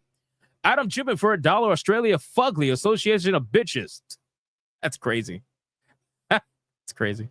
Deadeye's Lock with $1. Savvy took down oppression. Shout faster than a cop using takedown on Black Whale. That is true. That is true. That cop did take forever to take that fucking woman down. We got a Dare Sultan for $1. So they want to remove women's breasts who are too large. Is that what I'm hearing? Isn't that the same thing that the leftists want to train your kids without their consent? Is propaganda? How do you say that? Propaganda? I don't know what you tried to say there. I missed that. But yes, you're right. You're right. You're absolutely right. And then we got this fucking legend himself. Look at this guy.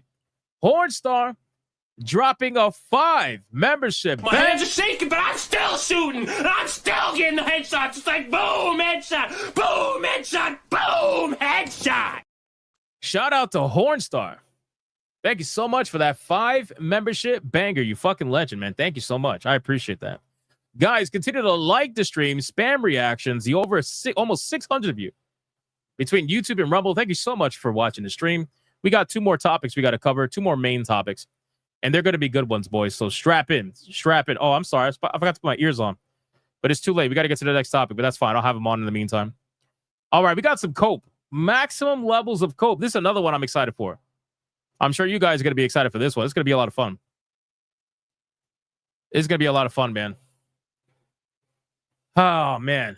I really thought I was done talking about this game. Let me drink some water. Hold on.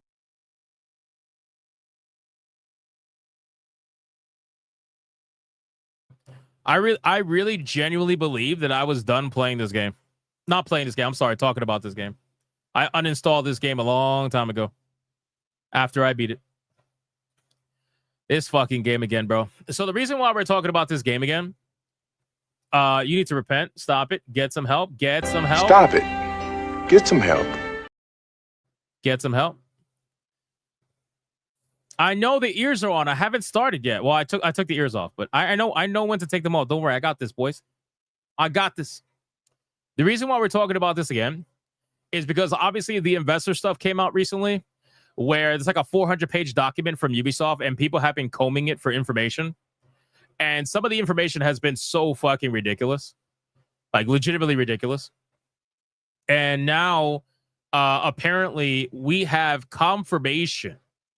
And with confirmation, I'm going to say in quotations, okay? Confirmation.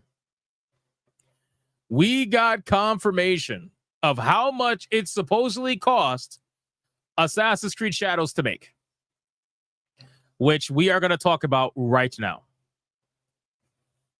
So here we go.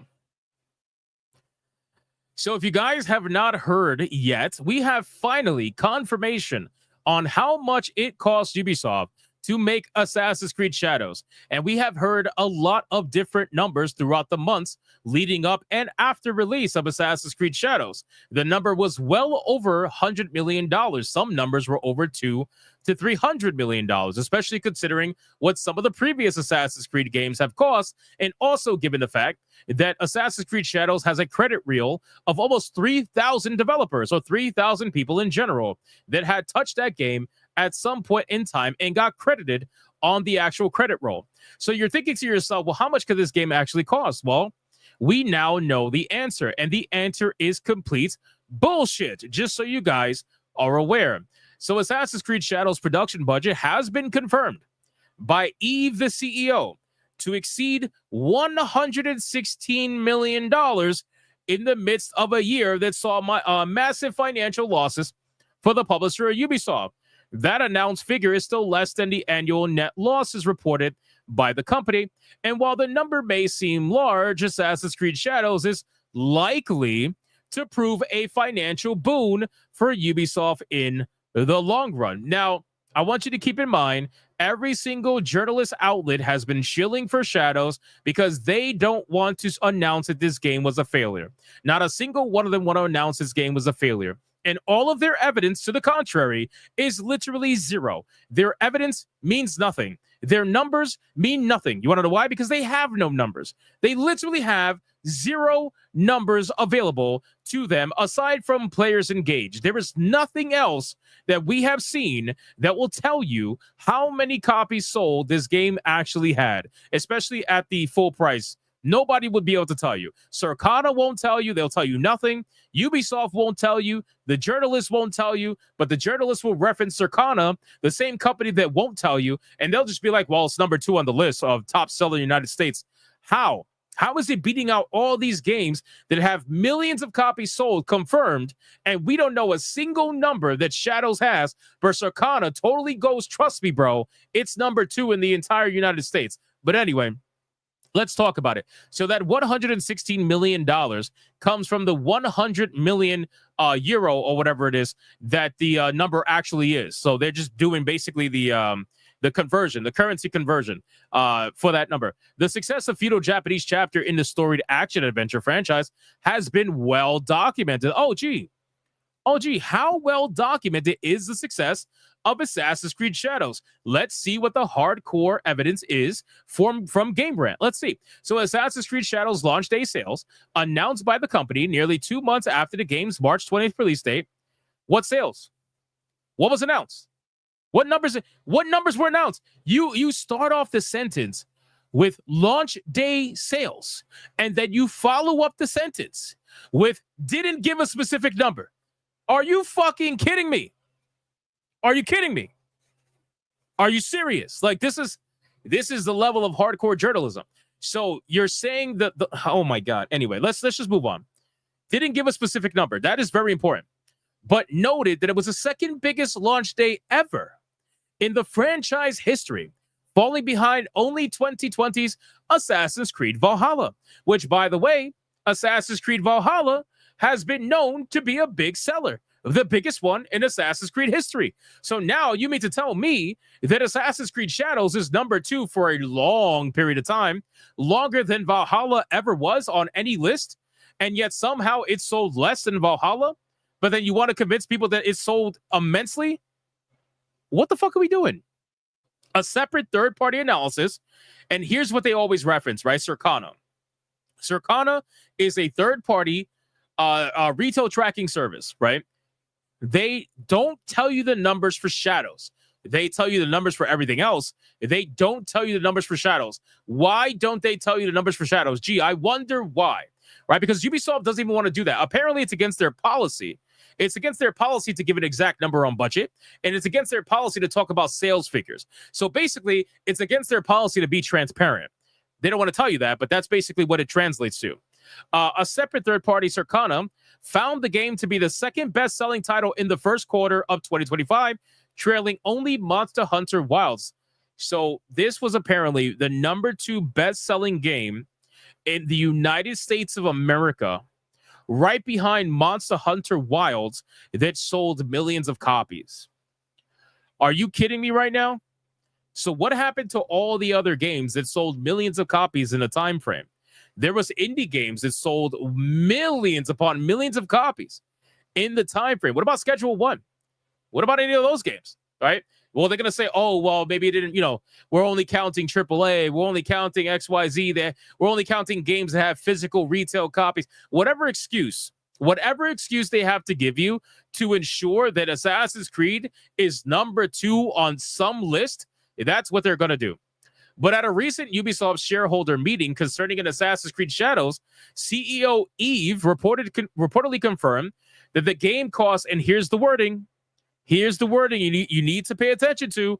Not only did they never announce sales, not only did they ever give you a number, not only did Circana ever give you a number, but they said that the game cost more than 100 million euro.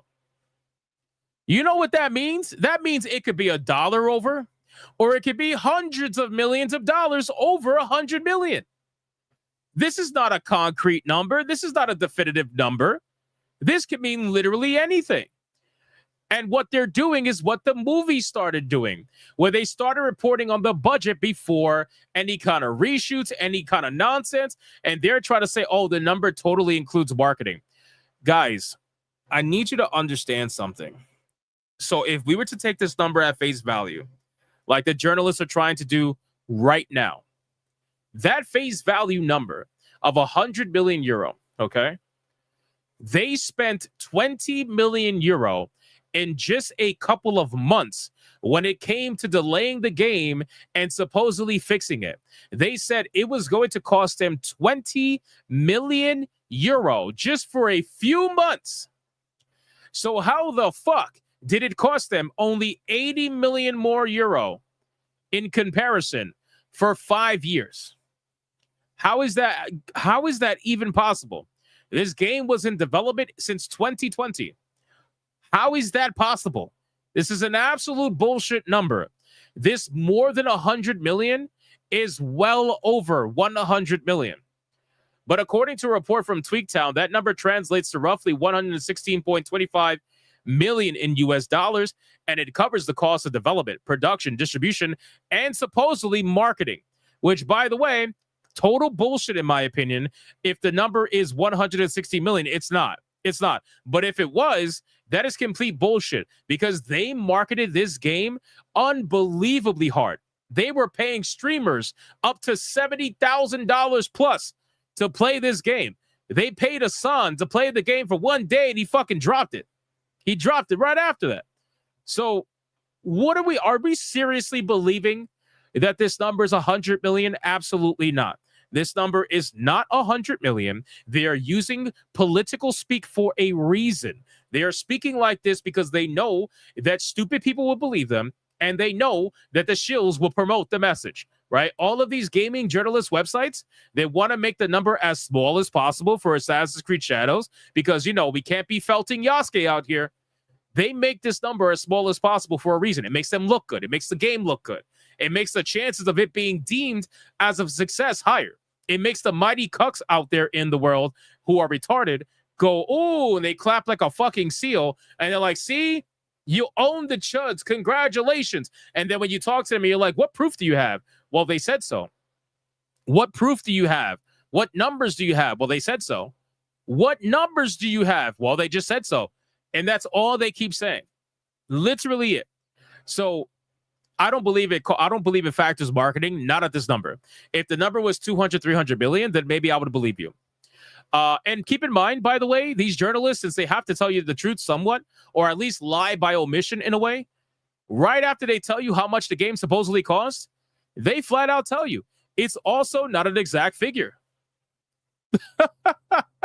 It's also not an exact figure. As Eve noted that Ubisoft has a policy against publicly releasing final production costs, but he hinted that a large portion of the expenses went towards improvements to the game's engine.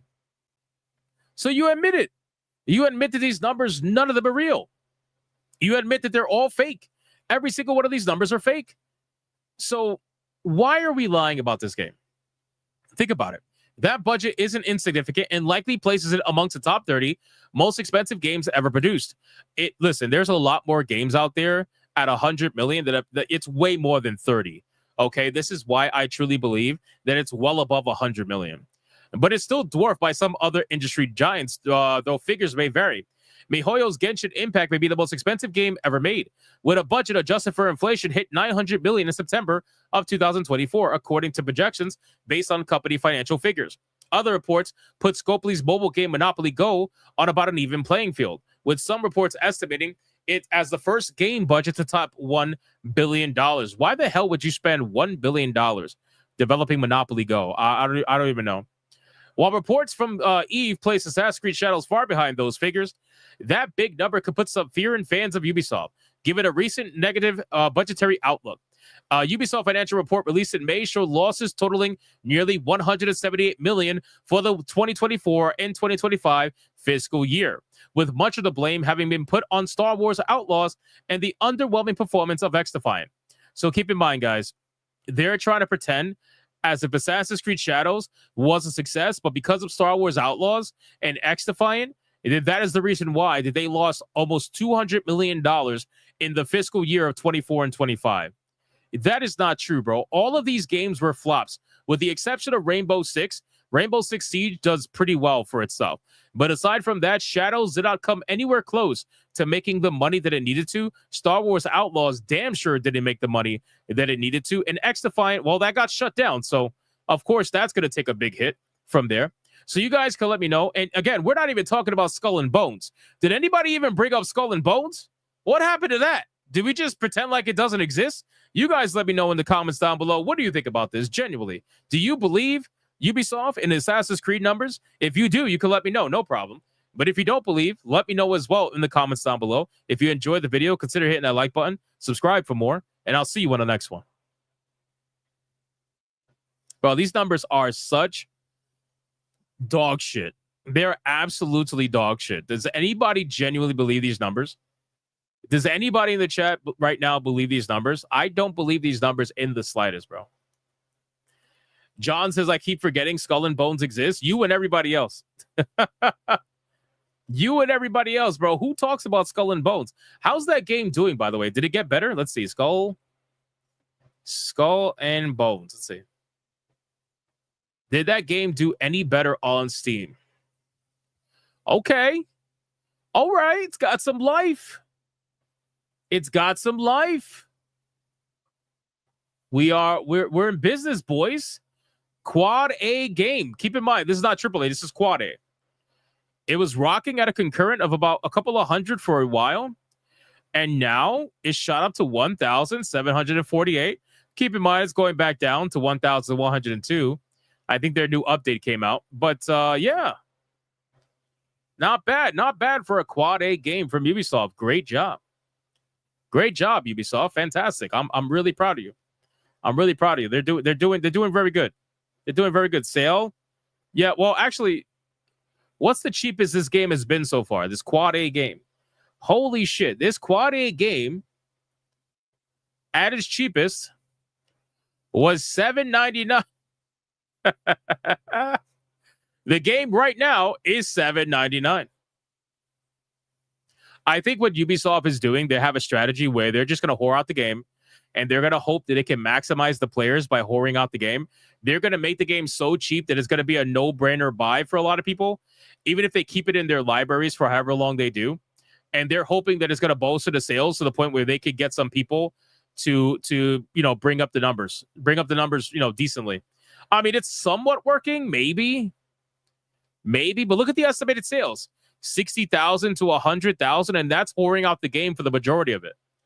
This game has made no fucking money, man. It's actually kind of sad. It's actually kind of sad, man. It's free on PlayStation Plus. Oh, that's terrible. That is terrible. So, yeah, it's not doing good. Everybody forgets about this game. Obviously, for obvious reasons. All right, we're going to catch up on Super Chats, and we got one last topic, and that's about Ubisoft again, but this time they're going to be talking about stop killing games. and misrepresenting Stop Killing Games.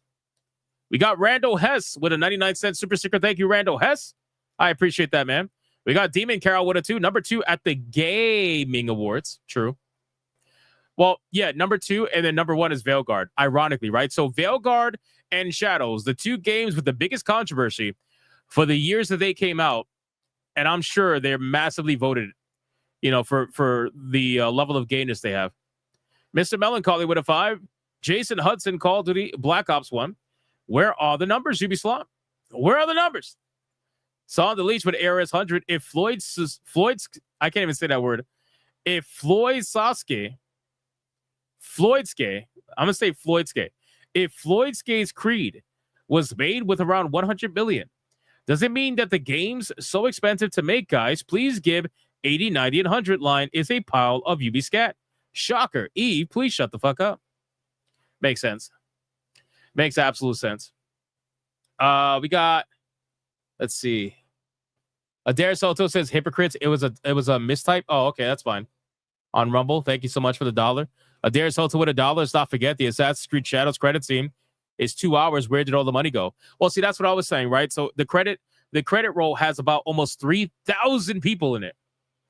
Think about that. Almost 3,000 people are in the credit rolls for Assassin's Creed Shadows. Think about that. And you mean to tell me the game only costs 100 million? I'm telling you right now, there's no way. Okay? Just taking basic math. Because I believe, let me see, how long was Assassin's Creed Shadows delayed for? Let's see. So they had a total delay of 4 months, okay? A total delay of 4 months. It cost them 20 million euro for that 4 months, right? So even if you were to take 20 million, that's 3 times a year, right? 4 months, 4, 8, 12, 3 times a year. So 20 million times 3 is 60. 60 million. Times that by 5 years of development. Granted, maybe it's not as high as something like a delay, but let's just do numbers for numbers' sake because we got marketing too. 5 years, that's $300 million. That is way more likely. That is way more likely of a number than $100 million for Assassin's Creed Shadows. I would bet money on it. I would bet money that it's anywhere from $250 to $300 million with the delay and everything. I would guarantee you money. Because even if this number is lower, you still have to add the 20 million because it's not factored into that. I'm just doing the numbers for the 5 years in general, but it got delayed 4 months. So that is absolutely what the number is. But again, you're going to have the people out there, they're like, oh, it's 100 billion. Ubisoft said so. Shut the fuck up, bro. Shut the fuck up. You guys don't ever think for yourselves at all. All right, let's get the last topic, man. We got one last topic.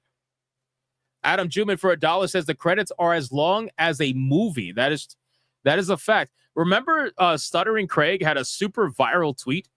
It had like millions of fucking views, and all it was the credit roll for Assassin's Creed Shadows.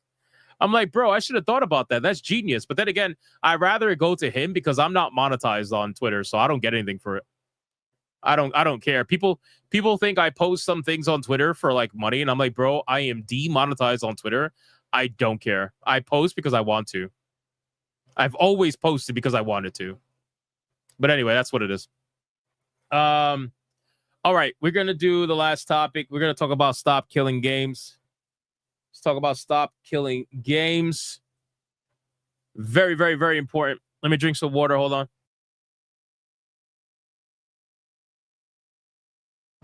So again, hold on. Adair Soto for $1 says, don't forget Steam takes 30% from this game as well. That's true. But again, not all the sales are from Steam. So it's not like a blanket 30%, but you're right. A lot of the sales were from Steam. So 30% is, it's pretty big. It's pretty big. Okay. We're going to talk about Stop Killing Games. Let me take my ears off really quick. So obviously, like I told you guys, there's probably going to be a lot more news that are going to be coming out about Ubisoft over the next couple of days because this 400-page investor document is just being like, everybody's combing it for information. and they're finding out more stuff and then asking them questions, right, based off what they find. And that also has to do with the investors, too. The investors are asking Ubisoft a bunch of questions related to the document that was shared to them. And one of those questions had to do with stop killing games. And, you know, Eve's response, let's just say it's not the greatest. It's probably not the worst, but it's also not the greatest. So let's go over it. Here we go. So if you guys are not aware, obviously I've been covering the whole nonsense with Ubisoft and their recent investors call that was basically following questions that were being asked from a 400-page document that was made for their investors and being shared online for everybody to see. One of the questions had to do with stop killing games. And I find this to be very interesting to see stop killing games show up on a Ubisoft investor call, considering that there is still a lawsuit going on right now regarding the game The Crew, which they themselves shut down and completely killed off, which pretty much started this whole thing, right? The Crew started Stop Killing Games. So I just find it interesting to see the question being asked here. And I find it even more interesting to see that he's actually responding to it. So we have a headline here from PC Gamer, written by Rick Lane, and it says, Ubisoft CEO responds to the Stop Killing Games petition, stating that the publisher is working on improving its approach to the end-of-life support, but reminds players that nothing is eternal. Now, here's the thing. I feel like there is either a fundamental misunderstanding of what Stop Killing Games actually is for these developers, or they are purposely misrepresenting Stop Killing Games because obviously it benefits them if they misrepresent it. They don't want to be honest with it. They don't want people to know what the truth about Stop Killing Games is. They want people to think that it's just angry gamers wanting video games to be alive for the rest of their lives, and they want developers to keep it alive for the rest of their lives. Like, that's not what it's about. Stop Killing Games is essentially a way of gamers saying, hey, stop killing games. When you guys are done with the development cycle of the game, can you make sure that there is something in place that will allow players to continue the life of the game once you guys are done with your development cycle? Let there be a way for us to continue keeping the game alive somehow, some way. But again, they are purposefully trying to misrepresent it as, oh, you just want developers to keep it alive forever. That's not what it is. Obviously, if we could have that, I'm sure people would want that. But that's not what it is. They want players to be able to keep the game alive. So with all that being said, let's read what he actually had to say about this game. So Ubisoft CEO Eve has addressed the Stop Killing Games consumer rights campaign, stating that end-of-life support for old online games, a far-reaching issue that the publisher is working on, but that nothing is eternal when it comes to video game services. Eve was asked about Stop Killing Games, which advocates for increased regulations to prevent game developers and publishers from shutting down games after official support for them ends. At Ubisoft's annual shareholders meeting, the question was posed in the context of Ubisoft's online racer, The Crew, the shutdown of which became the catalyst for the Stop Killing Games initiative. You know, I kind of wish that they didn't ask about The Crew, namely because The Crew is the reason why Ubisoft is in a lawsuit right now. Considering that they're in a lawsuit, that means that they're not going to be able to answer honestly or openly about that particular game. Anything they say can and will be used against them in the court of law. So I feel like they should have asked either generally or maybe asked about another game that's not involved in the lawsuit. You know, asking about The Crew is probably not a good idea because you're going to get a limited answer, which is exactly what happened, but we're going to go over it anyway. As noted by GameFile, Eve was asked about whether he supported the petition and whether players own a Ubisoft game when they purchase it, and how Ubisoft plans to ensure its game remain playable after support is discontinued. That's a hell of a good question. Number one, we already know the answer to this, whether we own the games or not, because they flat out told us you need to get used to not owning your games, right? So I don't think a company in their mindset would think you own the games and then say something like that, right? They clearly think you don't own the games that you spend your full retail money on. But anyway, Eve initially responded by defending the amount of support Ubisoft provides for its games at present. He said, regarding the petition, we operate in a market, and whenever we release a game, we provide a lot of support for that game. Congratulations, I guess. Like, what?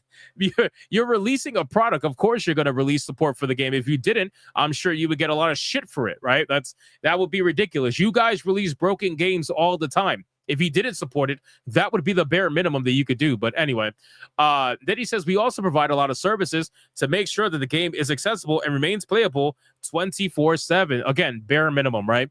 Oh my God, you mean to tell me that people have access to their video games every single day? Shocking, right? Ubisoft is pulling just great strategies here. But Eve also stated that players and buyers are forewarned when a Ubisoft game is going to be shut down. And that with The Crew specifically, Ubisoft offered its successor, The Crew 2, on sale for €1 for a fortnight prior to the original game shuttering. For just €1, they got to buy the next version. €1. It's not a lot of money to be able to continue playing a game. Bro, people want to play The Crew. If it was the same game, it would not be called The Crew 2. If it's called The Crew 2, then it's not the same game.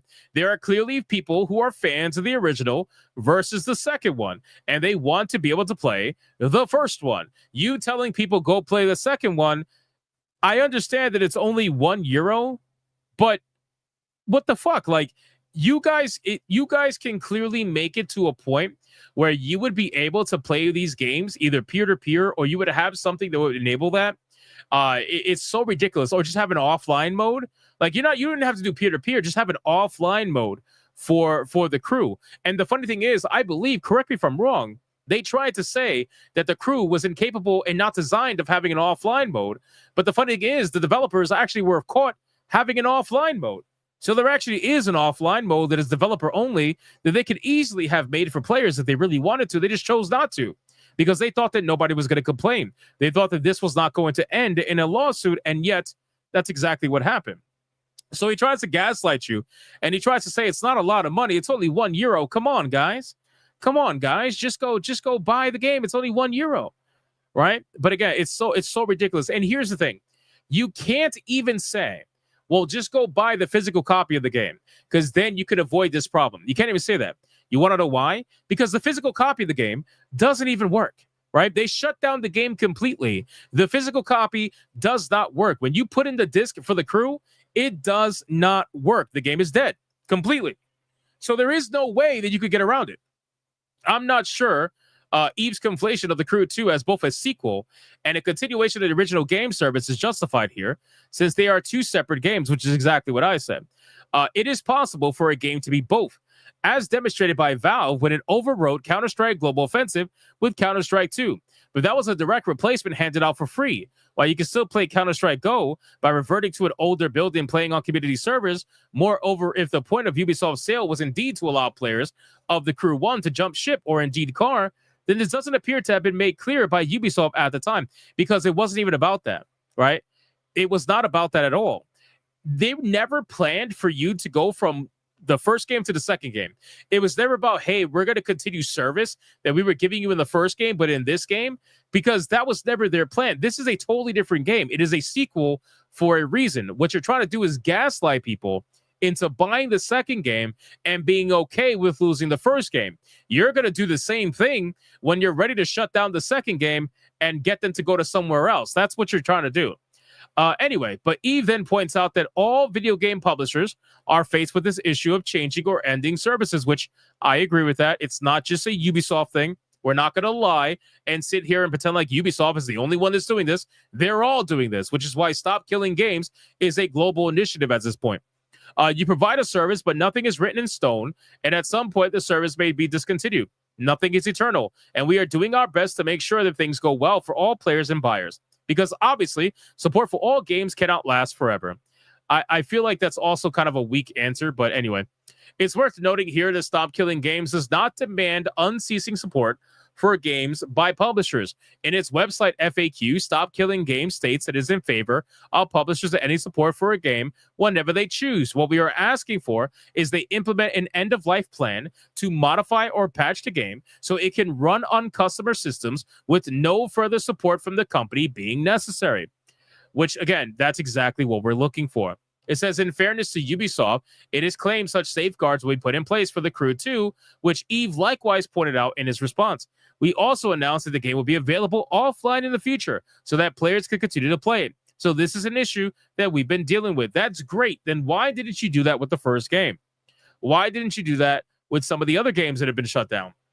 The simple fact is, you guys, if you could, would get away with trying to ensure that gamers lose access to their games because it benefits you, right? Because then in the future, if you want to relaunch the game or remake the game or remaster the game and then relaunch it, you would be able to do so and get full retail price for it again. You could keep reselling the game again and again and again. And you could have it in your pipeline and you can utilize it whenever you want, right? You guys are only doing this because right now the people that are playing the game are not worth keeping the servers alive for in your eyes, right? But at this point, you should just allow it to be able to be peer-to-peer or at the very least have an offline mode. If you're able to have an offline mode for Crew 2, then you're able to have one for Crew 1. And you guys simply fucked up and now you're realizing that and you're putting it in the second one knowing that you can't backtrack now. You can't backtrack on the first one. You're already in a lawsuit for the first one. It is what it is. So you're trying to save your ass on the second one and whatever else comes out in the future. So we'll see what ends up happening with this situation. But he concludes by reiterating that the point about services having a shelf life, the lifespan of a piece of software, whenever there's a service component, eventually services may be discontinued because eventually the software may become obsolete over time. A lot of tools become obsolete 10 to 15 years down the line. They're no longer available. That is a terrible comparison, and you're retarded for doing that. Why are you comparing a video game to a tool is beyond me. That is beyond me, bro. Like, you mean to tell me you can't play older video games, that they're obsolete? You can't enjoy older video games? Some of the best video games of all time are older video games that you would probably deem obsolete. But you should be able to play them anyway. What kind of bullshit is that? A video game is not a tool, it's a piece of entertainment. And if it's a good piece of entertainment, it'll never be obsolete. That's just the truth of it. Right? Why do you think there's such thing as cult classics? Right? Shout out to Cult Cage. Why do you think that a term like cult classics exists for a reason? It's because entertainment can be timeless if it's enjoyed amongst the masses and if it's a really good game. It can be timeless. So you cannot compare it to a tool because a tool will, in fact, become obsolete with better technology and innovation. But that doesn't mean video games will become obsolete. You guys, this shows exactly how you view things. This shows your mindset more than anything else you've ever said. They're no longer available, and that is why we release a new version. So we have version 2 and then version 3, but clearly this is a far-reaching issue, and we are working on it. So listen, at this point, they're supposedly working on it, but we've seen what it means when Ubisoft says they're going to work on something. It's never in the favor of gamers. It never will be, to be fair. So I guess we'll see what they end up doing. I would not be surprised. And I've said this many times, and I'll end with this. I would not be surprised if all of these studios end up, and they're already doing this, by the way, but they're going to do more of it. They're going to start changing their EULAs again. They're going to try to change their EULAs to either support Stop Killing Games or to try to fight against Stop Killing Games. And the majority of them is going to try to fight against it. They're going to try to do whatever they can to keep complete power and control over their video games, because the last thing they want to do is to develop a video game and in their mind have to think about a way for you to keep it. That is like, I know that sounds like the bare minimum, but that is actually scary to them. They don't want to have to think about a way for you to keep your games. That's not something they ever want to think about. So I guarantee they're going to fight against it any way they can. But you guys can let me know in the comments, what do you think about his response? Do you think it was a fair response? Do you think it was a bullshit response? Do you agree with the response? Whatever that may be, leave a comment, let me know. And if you enjoyed the video, consider liking and subscribing. And I'll see you guys on the next one. And that is it, boys. Matt says, fools! You damn fools! The Gaming Wolf says, well, I'm going to stop buying Ubisoft games, and I already stopped buying games from Ubisoft. I don't blame you. I mean, again, Ubisoft games for me are in the same bin as Bethesda games, which is when it's $5, let me know. That's where I'm at with Ubisoft games. The same exact place that I'm at with Bethesda. When they're at $5, give me a call. Until then, I don't want to hear shit. I don't want to hear a single thing. Because although I don't fucking care, bro. Like, let me know when they're $5.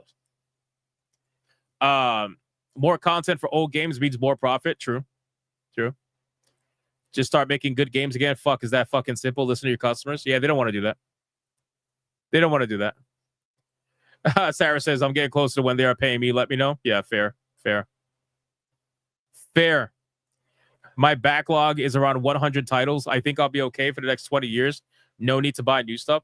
To be honest with you, that is where I am at as well. Where the only reason why I even play a lot of the newer games that are out.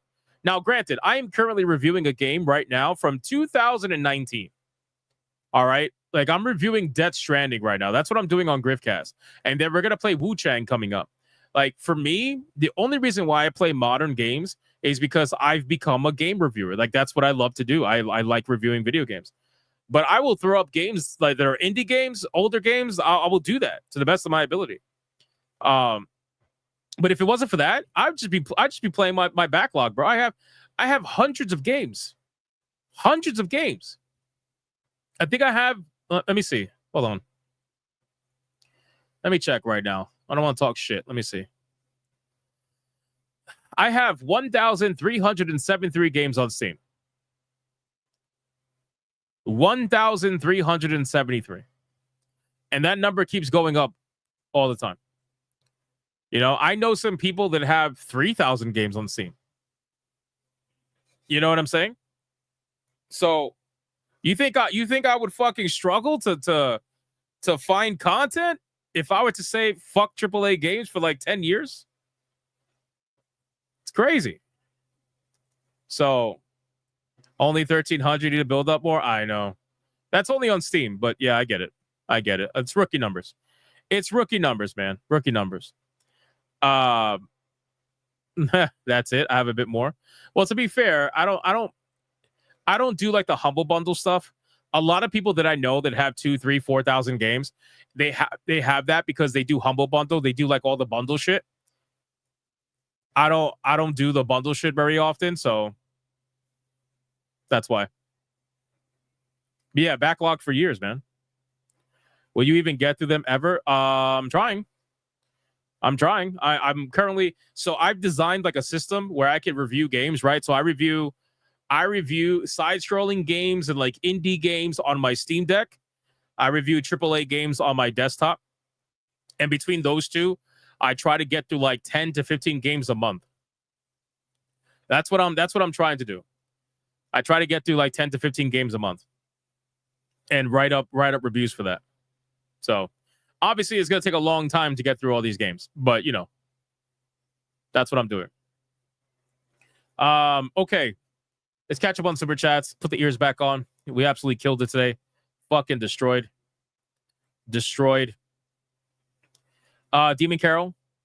What if you want to pad your game stats? Just buy the Kagura bundle I sent over Discord. I thought I had Kagura games. I'm almost positive. Unless I'm missing some. I have 1, 2, 3, 4, 5, 6, 7, 8. I have 8 Kagura games. I'm sure there's a lot more, probably. Most likely. Adair Sota with $1. These companies can provide keeping the game alive. They just don't want to. I have a PlayStation 2 console, and it can play from the PlayStation 1 of these games. These companies want to take your rights. True. Keep in mind, like the whole thing surrounding what do they call it? Backwards compatibility. That used to be a huge deal for a lot of people. Backwards compatibility was massive. Like that used to be a selling point for consoles back in the day. And they wanted you to be able to keep your games. That was a huge thing. They used to say, hey, you could keep playing your games that you bought from PlayStation 1 and you could put it on PlayStation 2 and it's great. But now apparently keeping your games, well, that's just not allowed. It's not cool. You know? So it's fucking crazy, man. There's also with another $1. Physical games without you fighting against these companies, they know what they're doing. They're not stupid, but the law needs to catch up to them. And that's why we need to keep on shouting. I agree. And I've said that many times.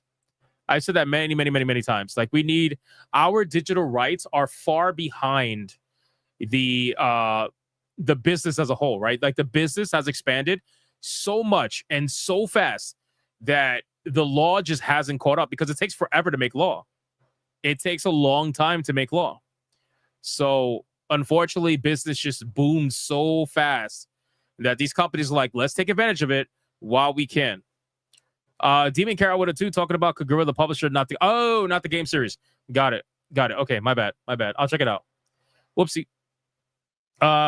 Okay, we are fully caught up everywhere. Thank you guys so much for the insane support. A couple of things before some of you leave because you don't like titties. Number 1, Griffcast tomorrow. We're doing a lot of Griffcast for the next couple of days. Wu Chang's coming out in 3 days. I got to chapter 9 in Death Stranding. I got a few more to go. I got 4 to 5 more to go. 5 more, I think. I got 5 more to go. I'm trying to beat that game before Wu Chang comes out. I'm gonna be grinding over there on Griffcast. So come hang out. A lot of you were hanging out today. It was a lot of fun.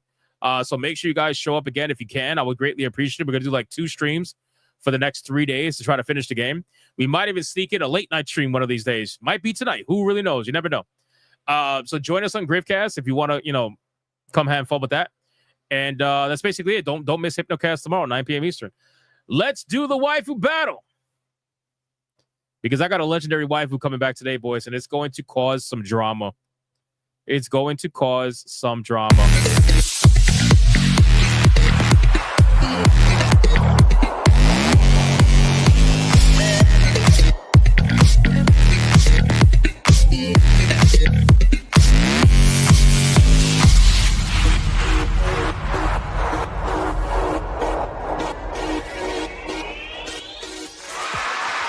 All right, boys. Waifu Battle is here. Now, if you guys missed the last Waifu Battle, man, there was a betrayal. There was quite the betrayal. Yor got dethroned because the Felicia fans came out at the last second and made it happen with a chair shot, a massive chair shot, resulting in Felicia being the Waifu Battle champion. Absolute insanity. Now, before we bring out the challenger, we're going to go over the rules of engagement. Rule number 1. All super chats during the waifu battle will count towards a particular waifu, but the only way that is going to count is if you put the name of the waifu in the super chat first. You got to put it first. If you do not put the name first, then it will not count. It does not matter how big they are. If you super chat after the fact, that's crazy. That is Cassie's future cosplay. I'm going to tell her that. I'm going to tell her that. Sorry. If you forget to put the name of the wife in the super chat, you super chat after the fact, then I will make him count. Rule number 2. You can vote for any waifu, regardless of who's on the screen. It doesn't matter. You can vote for the champion, who's Felicia, or you can vote for the challenger, who you're about to find out.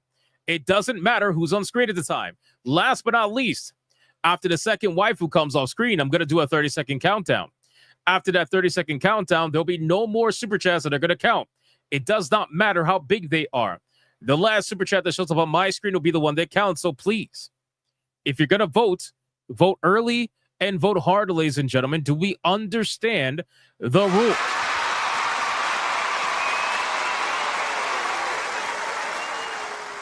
I know we don't. I tell myself every day they understand. I don't think they do. All right. Listen, man, we need to cause some controversy, okay? We need to cause some controversy. You guys have just been a little bit too comfortable in the waifu battle. Felicia is very powerful. So I had to bring someone who could really take her. I think we got something here. All right, I think we got something here, okay? So we're going to bring out a very powerful champion who has been asked for many times. And I haven't brought her back for a little bit. But it's time to bring her out. Let's do it.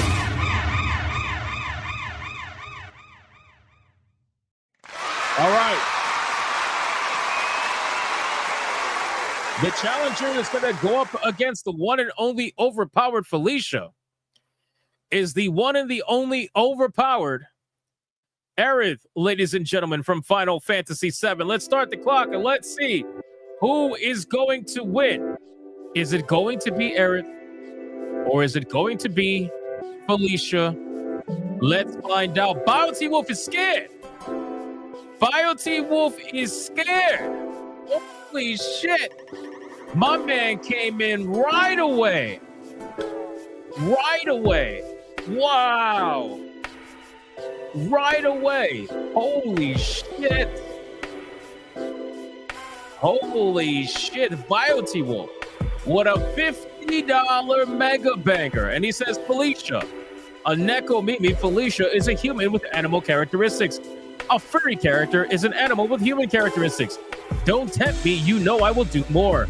Talk after you win. Holy shit. Holy shit. This man just came out and was like, fuck you guys. Try me. Oh my God, dude. Wow. That was a ballsy move. That was a ballsy move.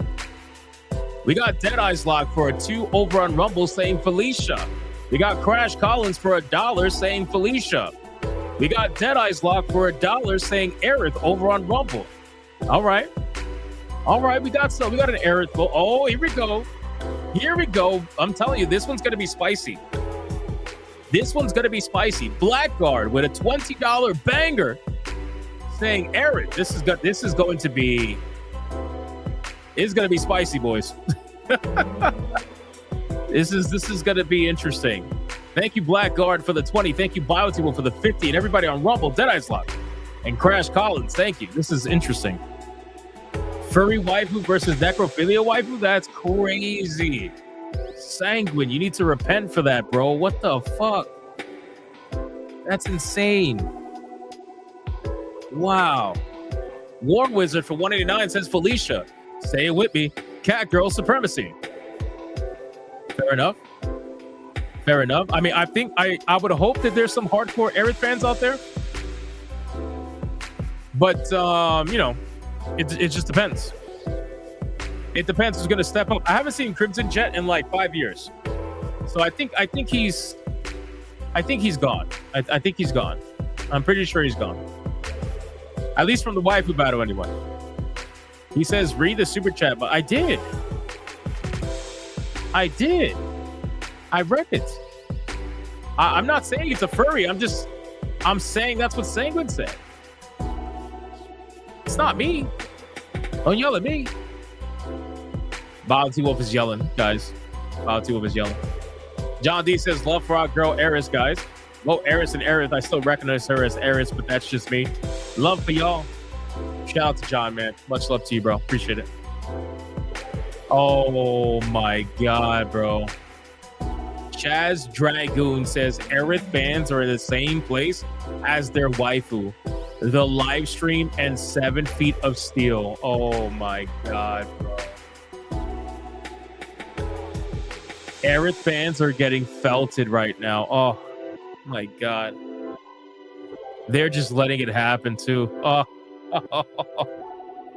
Holy shit. Crimson Jets playing games. That's good. I'm glad. That's what you should be doing.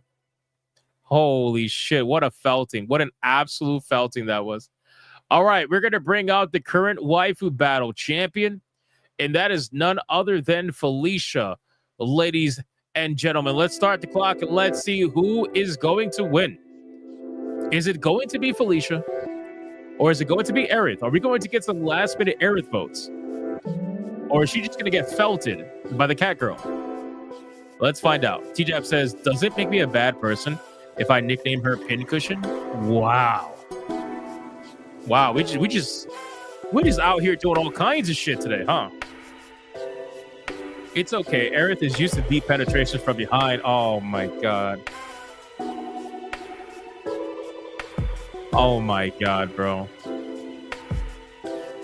Like, how is this happening right now to Aerith fans? This is crazy. This is insanity. This is insanity, bro. I can't. Aerith fans just letting it happen right now. That's wild. That's so wild. Oh my God, bro. Oh shit. Oh shit, you got them mad. Aerith fans are mad. Blackguard's talking so much shit. Blackguard's like, Aerith, save them, BioT Wolf. You are their only hope. Oh!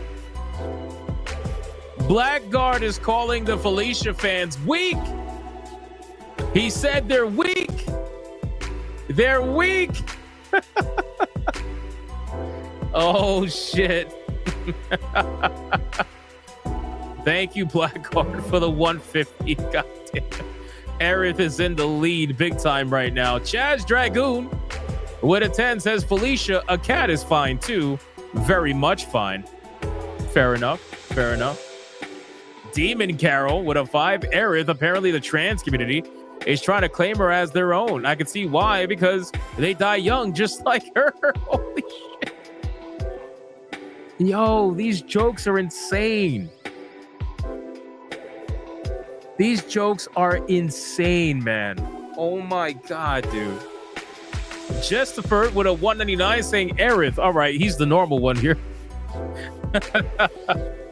Dragon with a 10. Felicia. If only the furries look like this, I could get behind them. Since they don't, I only like Felicia. Fair enough. But BioT Wolf is about to yell at you and say that she's not a furry, so get ready for that. Get ready for that. Be ready for that.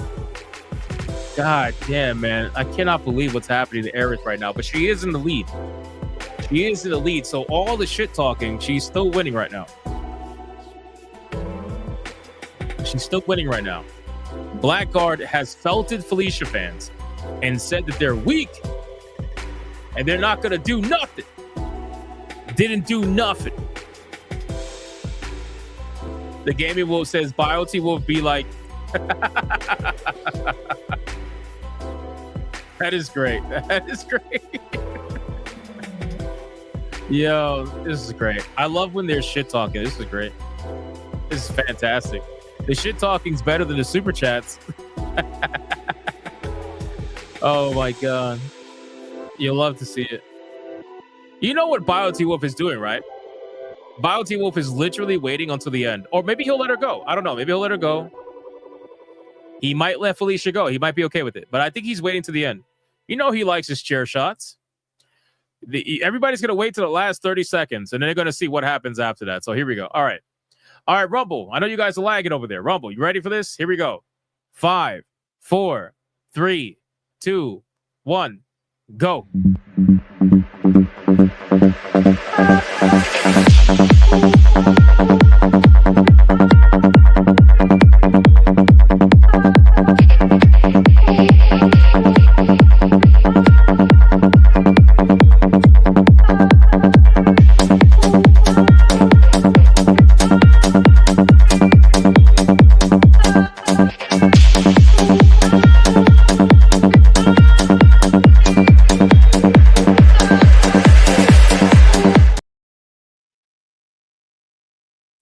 All right, ladies and gentlemen, holy shit.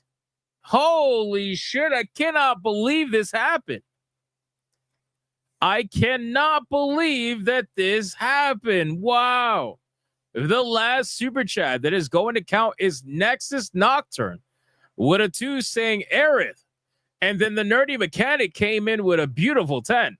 And she says Felicia, although both are smoking hot.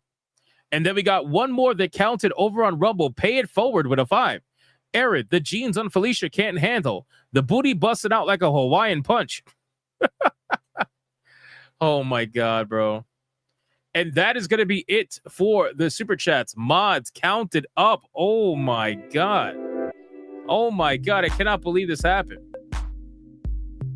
Did Blackguard successfully felt BioT Wolf? Is that what happened just now? He felt the entirety of the Felicia fans? War Wizard 199 did not count. He says Felicia because Cloud won't waste a Finks. True.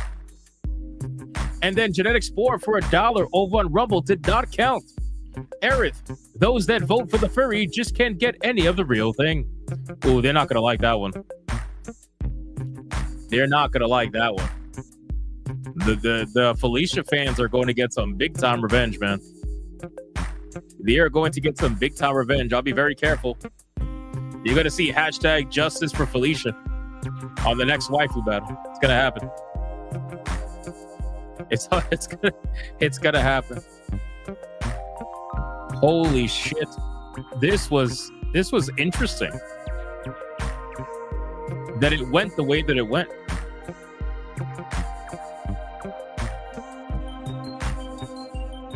And then Chaz Dragoon started a whole like just complete and utter destruction of Aerith with jokes. And I was like, bro, what is happening? I don't think I have an Aerith photo saved for Waifu Battle Champion. I'm gonna have to make one. Fuck. I'm gonna have to make one. Son of a bitch.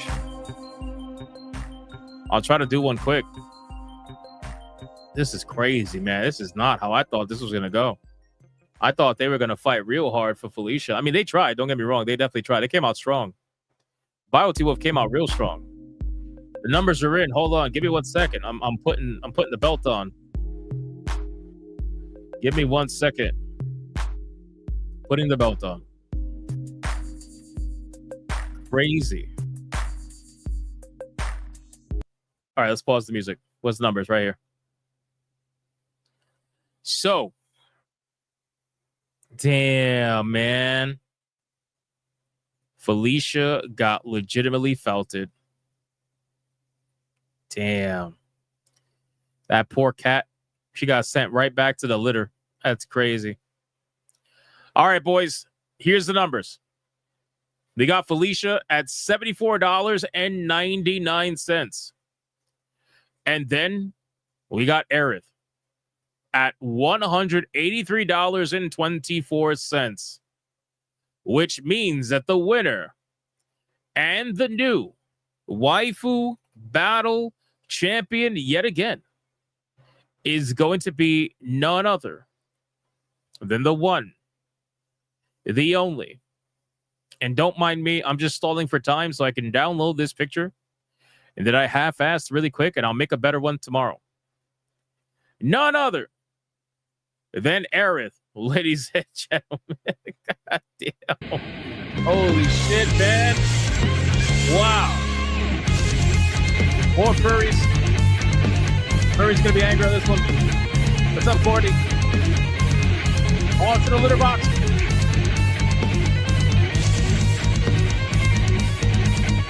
On to the litter box. Let's do it one more time, ladies and gentlemen. One more time. The storm always hits harder, but it's Final Fantasy quick. It always hits harder. Always, always, always.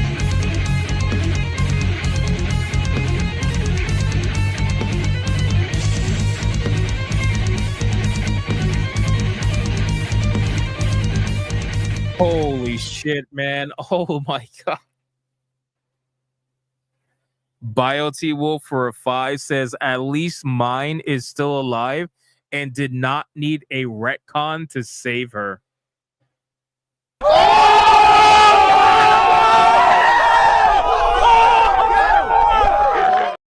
Holy shit. Oh, I think there are some coping and seething happening right now. There's a little bit of coping and seething. You are coping and seething. You just can't accept what you're seeing. Yes, you're coping and seething. The truth is scalding, and now you are molding and coping so hard. Coping and seething. All right, ladies and gentlemen, that is it for the Waifu Battle. Yes, Wingnut, you can say whatever you want when she loses. Aerith's going to go backstage, and she will go up against another waifu tomorrow, Hypnocast, 9 p.m. Eastern Standard Time. Do not miss it. That was glorious, man. The waifu battles have been really strong lately. People have been they've been some catty fucking fights lately. It's actually pretty entertaining. It's funny as hell. All right, boys, we are fully caught up everywhere. Thank you guys so much for the insane support. I appreciate it. Shout out to everybody for liking the stream, commenting, spamming the chat, super chatting, gifting memberships, everything. I appreciate you. And shout out to the Hypno mods for doing what they do every single day. I appreciate that as well. I don't think I'm going to do a late night Grifcast today. But if I do, you will obviously, hopefully see the notification. You'll definitely see it on Discord for sure. I'm thinking about it because we got a lot of work to do, man. A lot of work to do. All right. Hypnomods, thank you for what you do every single day. I appreciate you as well. But I will see you guys on the next one. We're going to raid someone after this, so stay to the very end for the raid and make sure you tell the person who we raid to repent, whoever that may be. Until then, go be bigots and go be gooners. Bye.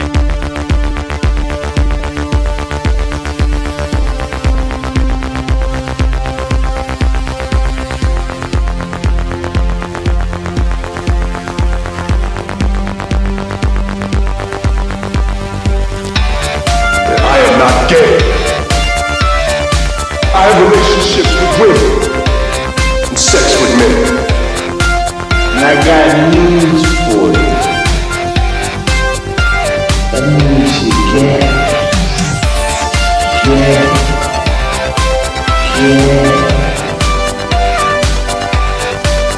Poor kids are just as bright and just as talented as white kids.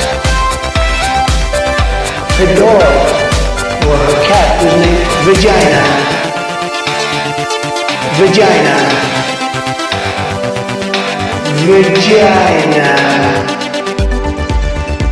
Put a ticket in, make her gay. Fuck Indiana Jones, put a ticket in, make her gay. Fuck baby gay, put a ticket in, make her gay. It means put a chicken in it we eat and make her fucking gay. Fucking pronouns!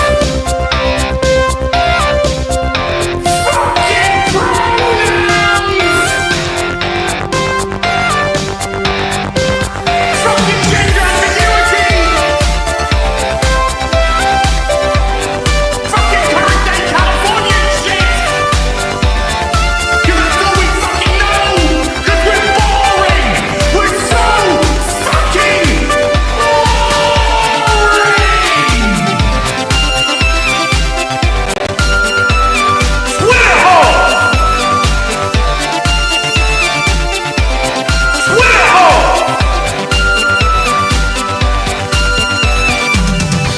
Get it right!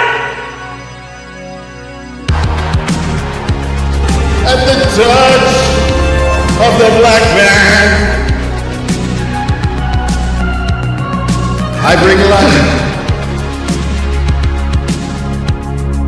I bring life.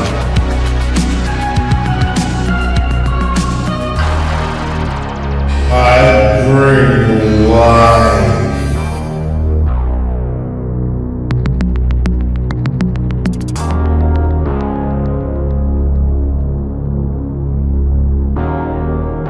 I bring life.